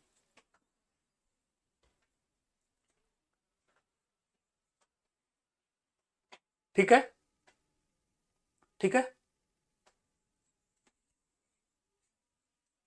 अच्छा एक क्वेश्चन ये देखो, एक क्वेश्चन ये देखो, in the circuit shown below the reading of voltmeter और अमीटर बताओ, दोनों में बोला इसमें अमीटर की रीडिंग A1 वोल्टमीटर V1, इसमें ammeter reading A2 voltmeter V2, और कुछ नहीं बोला अमीटर वोल्टमीटर कैसे है, कुछ नहीं बोला मतलब आइडियल है, कुछ नहीं बोला मतलब आइडियल है, हमें इसके क्रॉस पोटेंशियल डिफरेंस और इससे करंट, तो देखो आइडियल अमीटर को तो हम शॉर्ट सर्किट कर देते हैं और वोल्टमीटर को ओपन कर देते हैं, तो ये सर्किट ऐसा हो जाएगा, देखो ये सर्किट जो है ये तो 100 ओम का रेजिस्टेंस और ये हो जाएगा ओपन, साहब ओपन हो जाएगा, और इधर से ये शॉर्ट सर्किट हो गया, मतलब हमारा जो सर्किट है वो ये है, 10 वोल्ट की बैटरी, 10 ओम का रेजिस्टेंस, ठीक है ना, तो वोल्टेज तो पूरा पूरा इसके अक्रॉस V, वोल्टेज तो कितना आएगा 10 वोल्ट ही आएगा, और करंट कितना आएगा I1 जो करंट है, V1 10 वोल्ट आएगा, I1 कितना आएगा, I1 आएगा 10/10 मतलब 1 एम्पियर, ये रीडिंग आई। अब इसका करते हैं, इसमें देखो रजिस्टेंस एज इट इज, हमने क्या किया, इधर एक रजिस्टेंस लगा के ओपन सर्किट कर दिया। क्या फर्क पड़ रहा है, इस रजिस्टेंस का कोई यूज ही नहीं है, क्योंकि वोल्टमीटर तो ओपन, वोल्टमीटर वाले ब्रांच में करंट नहीं जाने देगा। और ये शॉर्ट सर्किट होकर के 10 वोल्ट की बैटरी। एक्चुअल में ध्यान से देखो, क्या इस सर्किट में और इस सर्किट में कोई भी फर्क है? ये ओपन हो गया, तो ओपन होने के बाद ये रजिस्टेंस है या नहीं है, कोई काम का नहीं। तो अभी भी 10 वोल्ट की बैटरी, 10 ओम का रजिस्टेंस, करंट I2 अभी भी उतना ही होगा, इतना ही होगा, 10/10 1 एम्पियर। और 1 एम्पियर तो वोल्टेज अभी भी उतना ही होगा, 10 वोल्ट, उसमें कोई चेंज नहीं होगा। तो ना वोल्ट मीटर रेटिंग में भी कोई चेंज नहीं होगा और करंट में भी कोई चेंज नहीं होगा, दोनों सेम होंगे। Answer will be C, answer will be C. तो देखो, ये इसने गलती से क्या किया, इस वोल्ट मीटर को इसके सीरीज में लगा दिया, तब ये दिक्कत हुई, दोनों सेम सर्किट बन गए। लेकिन यदि इस वोल्ट मीटर को पैरेलल में लगाते, ऐसे पैरेलल में, तो 10 और 10 फिर पैरेलल में 5 हो जाते, तो वैल्यू चेंज हो जाती, 10 की बजाय 5 हो जाता रजिस्टेंस, तो आंसर अलग आता। लेकिन इसने गड़बड़ कर दी। ठीक है, ये हो गया। तो अमीटर वोल्ट मीटर के जो क्वेश्चंस हैं वो बहुत आसान होते हैं, थोड़ा सा कॉन्सेप्चुअली समझो बस चीजों को। कैसे गैल्वेनोमीटर से अमीटर बनाते हैं, वोल्ट मीटर बनाते हैं, वो भी हमने सीख लिया। लास्ट इंस्ट्रूमेंट आता है इसमें मीटर ब्रिज। मीटर ब्रिज एक लास्ट इंस्ट्रूमेंट है। ये जो मीटर ब्रिज डिवाइस है ना, ये रेजिस्टेंस मेजर करने के लिए यूज किया जाता है। It is used to major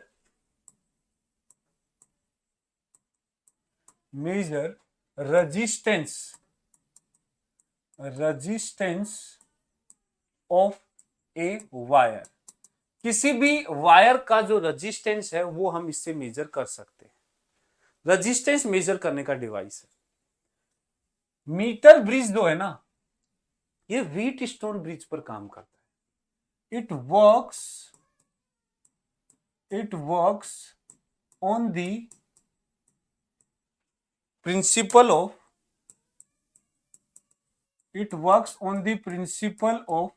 balanced Wheatstone bridge। Balanced Wheatstone bridge balance Wheatstone bridge की कंडीशन पे काम करता है। याद है बैलेंस व्हीटस्टोन ब्रिज क्या था?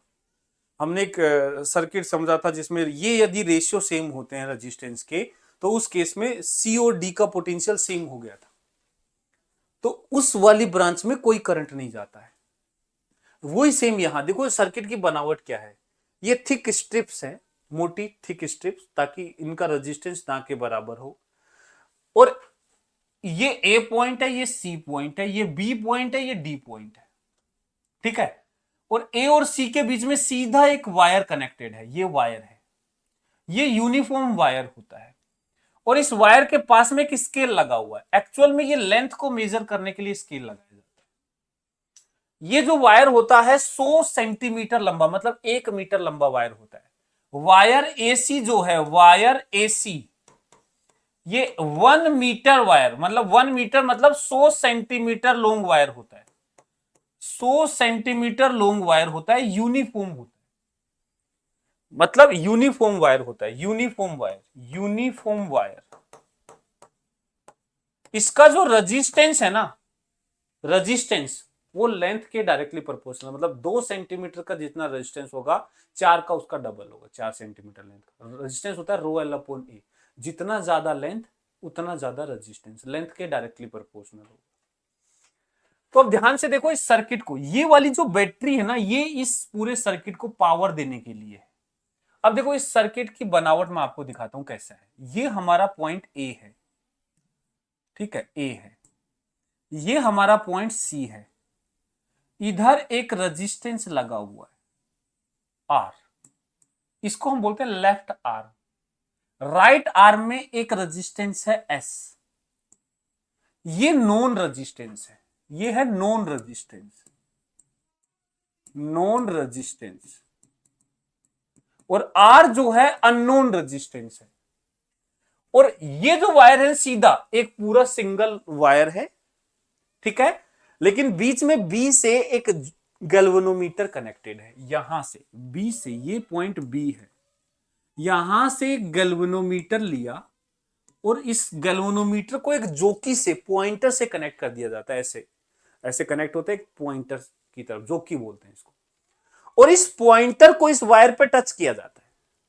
हम चाहे तो यहां टच करें, यहां टच करें, यहां टच करें, यहां टच करें, पूरे 100 सेंटीमीटर लेंथ पे कहीं भी टच कर सकते हैं, ठीक है। और ये गैल्वेनोमीटर इसलिए लगाया जाता है ताकि ये पता करने के लिए इसमें करंट है या नहीं, क्योंकि मैं जानता हूं जैसे ही व्हीटस्टोन ब्रिज बैलेंस होता है उस कंडीशन पर इस वाली ब्रांच में करंट जीरो हो जाता है। तो जिस पॉइंट पर मुझे करंट जीरो मिलेगा, डिफ्लेक्शन जीरो मिलेगा गैल्वेनोमीटर का, मैं कहूंगा कि हमारे गैल्वेनोमीटर ने नल डिफ्लेक्शन शो किया है, मतलब व्हीटस्टोन ब्रिज उस पर्टिकुलर पॉइंट पे बैलेंस्ड हो जाएगा। मैंने कहा लेट सपोज यहां से एल लेंथ पर, मान लेते हैं यहां से एल लेंथ पर बैलेंस्ड है, तो वो एल है तो इधर देखो डी पॉइंट जो है, डी पॉइंट यहां से एल पे है, जो मीटर की मदद से मेजर कर लेंगे स्केल की मदद से, तो ये होगा 100 माइनस एल। तो एक्चुअल में ये सिंगल वायर दो हिस्सों में हो गया, एक वो और एक ये, कुछ रेजिस्टेंस उसका कुछ इसका, ऐसे एक रेजिस्टेंस ये और एक रेजिस्टेंस ये, और ये वाला जो कि यहां डी पे कनेक्टेड है, इनके जो रेजिस्टेंस है लेंथ के प्रोपोर्शनल होंगे। लेट सपोज मैं लैम्डा एक डिफाइन करता हूं, लैम्डा है रेजिस्टेंस पर यूनिट लेंथ। मान लेते हैं यूनिट लेंथ का रेजिस्टेंस जो है, रेजिस्टेंस पर सेंटीमीटर बोल दो, पर सेंटीमीटर बोल, पर सेंटीमीटर रेजिस्टेंस की जो वैल्यू है लैम्डा है। तो ये है एल लेंथ का, एल सेंटीमीटर का, तो ये हो जाएगा रेजिस्टेंस लैम्डा इंटू एल, और ये हो जाएगा लैम्डा इंटू 100 माइनस एल, हो गया। और हम कह रहे हैं कि भाई ये, और ये देखो सर्किट में बैटरी बैटरी इसलिए लगा रखी है ताकि इसको हम पावर दे सके, और हम कह रहे हैं कि ये व्हीटस्टोन ब्रिज में यहां कोई डिफ्लेक्शन नहीं आ रहा, मतलब ये बैलेंस्ड है। बैलेंस्ड है मतलब ये रेशियो इस रेशियो के बराबर है। तो देखो balance at null deflection, at null deflection, जब गैल्वेनोमीटर कोई डिफ्लेक्शन नहीं दिखा रहा उस समय बैलेंस्ड व्हीटस्टोन ब्रिज बन गया, बैलेंस्ड व्हीटस्टोन ब्रिज बन गया। मतलब आर अपोन लैम्डा एल का रेशियो बराबर है S upon lambda into 100 minus L. अब देखो इधर भी लैम्डा इधर भी लैम्डा कट जाएगा, वो कोई काम नहीं आ रहा, मुझे आर निकालना है, तो आर की वैल्यू आ जाएगी L into S upon 100 minus L. सीधा एल को सेंटीमीटर में रखो, कोई दिक्कत नहीं है, क्योंकि ऊपर भी लेंथ है नीचे भी लेंथ है, दोनों सेंटीमीटर हट जाएंगे, सीधा आंसर आ जाएगा। मतलब इन इस दोनों लेंथ की मदद से और एक नॉन रेजिस्टेंस की मदद से एक अननोन रेजिस्टेंस मेजर कर लिया जाता है। यह है मीटर ब्रिज। क्या मीटर ब्रिज का कॉन्सेप्ट कोई टफ कॉन्सेप्ट है भाई? बोलो बोलो बोलो, आराम से कर सकते हैं। तो चलो एक क्वेश्चन करते हैं, ये क्वेश्चन करो, ये क्वेश्चन करो,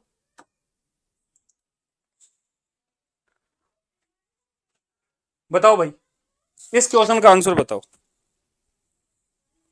इस क्वेश्चन का आंसर बताओ। बोला एक मीटर ब्रिज है जिसमें ये 55 ओम है, ये अननोन है, ये 20 है, तो ये कितना होगा? 80 होगा। तो बताना है कि आर की वैल्यू क्या होगी। बिल्कुल आसान क्वेश्चन होते, कुछ नहीं होता इसमें, बस रेशियो बराबर करने हैं। 55 ओम डिवाइड बाई 20 सेंटीमीटर, आर ओम बटे 80 सेंटीमीटर, 20 चौक 80, 4 गुना कर दो, 220 ओम आंसर, 220 ओम आंसर। ये लो 220 ओम क्या आ गया आंसर। अगला क्वेश्चन करो, ये वाला देखो, ये वाला क्वेश्चन देखो, अच्छा क्वेश्चन, ये क्वेश्चन अच्छा क्वेश्चन है। देखो क्या बोल रहा है, the resistance in 2 arm of meter bridge है 5 ओम और 8 ohm. Respectively when the resistance R is shunted, जब इस रेजिस्टेंस आर को शंट कर दिया मतलब इसके पैरेलल में कनेक्ट कर दिया, क्या इक्वल रेजिस्टेंस, इसके पैरेलल में इक्वल रेजिस्टेंस कनेक्ट कर दिया, तो बैलेंस पॉइंट 1.6 L1 हो गया। एक्चुअल में अभी जो बैलेंस पॉइंट है वो L1 है, तो ये होगा 100 माइनस L1 इधर वाला। और जब इसको शंट कर देंगे, करो शंट, तो एक काम करते हैं, इस डायग्राम को दोबारा बनाना है, तो ये लो,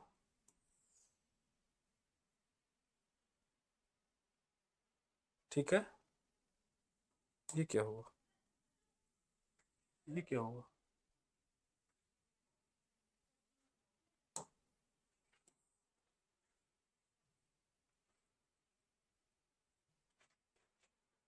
ये लो, इसको शंट कर देते हैं,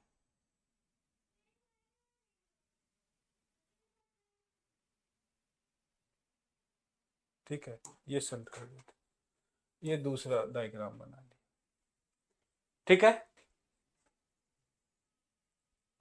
तो देखो भाई, ये लो, इसके पैरेलल में एक रेजिस्टेंस और लगा दिया, तो ये बैलेंस पॉइंट जो है अब हो जाएगा, ये बैलेंस पॉइंट 1.6 टाइम्स हो जाएगा, ठीक है, ये हो जाएगा 1.6 L1, तो ये होगा 100 माइनस 1.6 L1, ठीक है, ओके, बस कोई चेंज नहीं किया। तो इसका तो रिजल्ट क्या आएगा, इसका रिजल्ट आएगा 5/L1 is equal to R/100 minus L1, ये इक्वेशन 1 होगी। इसका रिजल्ट क्या आएगा, इसका रिजल्ट आएगा 5/1.6 L1 is equal to R, ये कितना हो जाएगा, R पैरेलल में R/2, R/2, तो R की जगह हो जाएगा R/2 अपॉन इधर आएगा 100 माइनस 1.6 L1। बस इसको सोल्व करना है और मुझे क्या निकालना है, R निकालना है। तो एक काम करें, 5/L1, एक काम करें, एक काम करते हैं, यहां से 5/RL1 की वैल्यू कितनी आएगी, 1/100 माइनस L1, इसकी वैल्यू पुट कर देते हैं इसमें, ठीक है ना। यहां से इसको ऐसे लिखते हैं, 1.6 इधर ले जाते हैं, R इधर लाते हैं, तो ये आएगा 5/R इंटू L1, ये आएगा 1.6/2, ये हो जाएगा 0.8 अपॉन 100 माइनस 1.6 L1, कुछ नहीं, बस इस 1.6 को इधर लेके गया, बाई 2 था तो 0.8 हो गया। अब इन दोनों को बराबर कर दो, ठीक है, ये बराबर नहीं, ये है, वहां से ये, यहां से ये, तो देखो 5/RL1 5/RL1 दोनों इक्वल कर दो, तो L1 आ जाएगा मेरे ख्याल से, तो 1/100 माइनस L1 जो है बराबर होगा 0.8 अपॉन 100 माइनस 1.6 L1, तो ये कितना आ जाएगा, ये आएगा 100 minus 1.6 L1 is equal to, multiply कर दो इसको, ये हो जाएगा 80 माइनस 0.8 L1, तो ये आ जाएगा 80, 100 इधर बचेगा 20, और ये 1.6 इधर आएगा, प्लस का 1.6 माइनस का 0.8, तो 0.8 L1, तो L1 जो आ जाएगा, ये आएगा 200/8, 100/4, 25 सेंटीमीटर L1 आ गया। यदि L1 25 सेंटीमीटर आ गया तो L1 put, L1 25 centimetre, 25 put कर दो, तो ये आ गया 5/25 is equal to R upon 75, 25 थी 75, 5 थी 15, 15 ओम, मेरे ख्याल से 15 ओम आ रहा है, कैलकुलेशन देख लेना भाई, 15 ओम आंसर आ रहा है, देखो 15 ओम आंसर आ रहा है, ये कुछ नहीं करना, वही है भाई, पहले इनका रेशियो बराबर किया, बाद में बोला संट करके रेशियो कर दो, चलो कर दो, लेंथ 1.6 L1 होगी और सोल्व कर लिया, ठीक है। चलो एक क्वेश्चन ऐसा ही 2020 का है, सेम है, कुछ नहीं है, यही सेम क्वेश्चन आपको होमवर्क में करना है। इसमें लेंथ पूछा है, ठीक है ना, 1 ओम रेजिस्टेंस की लेंथ पूछी, पहले रेजिस्टेंस निकालो फिर लेंथ निकाल दोगे, कोई बड़ी बात नहीं है, ये आपको होमवर्क में करना है। और इसी के साथ हमारा ये चैप्टर फिनिश होता है। तो करंट इलेक्ट्रिसिटी कंप्लीट है, पूरा करवा दिया बेटा, बेसिक से लेकर के एक एक चीज अच्छे से समझाई है, क्वेश्चंस करवाए हैं, मतलब जितना मैं बैच में करवाता हूँ ऑलमोस्ट उतना करवा रहा हूँ, कुछ क्वेश्चंस कम ज्यादा हो रहे थोड़े बहुत, क्योंकि वहां टाइम ज्यादा होता है। तो इसके लिए आपको प्रैक्टिस करनी पड़ेगी ज्यादा से ज्यादा, सारे कॉन्सेप्ट अच्छे से बेसिक डिटेल से समझाएं। ठीक है, ओके, बाय बाय।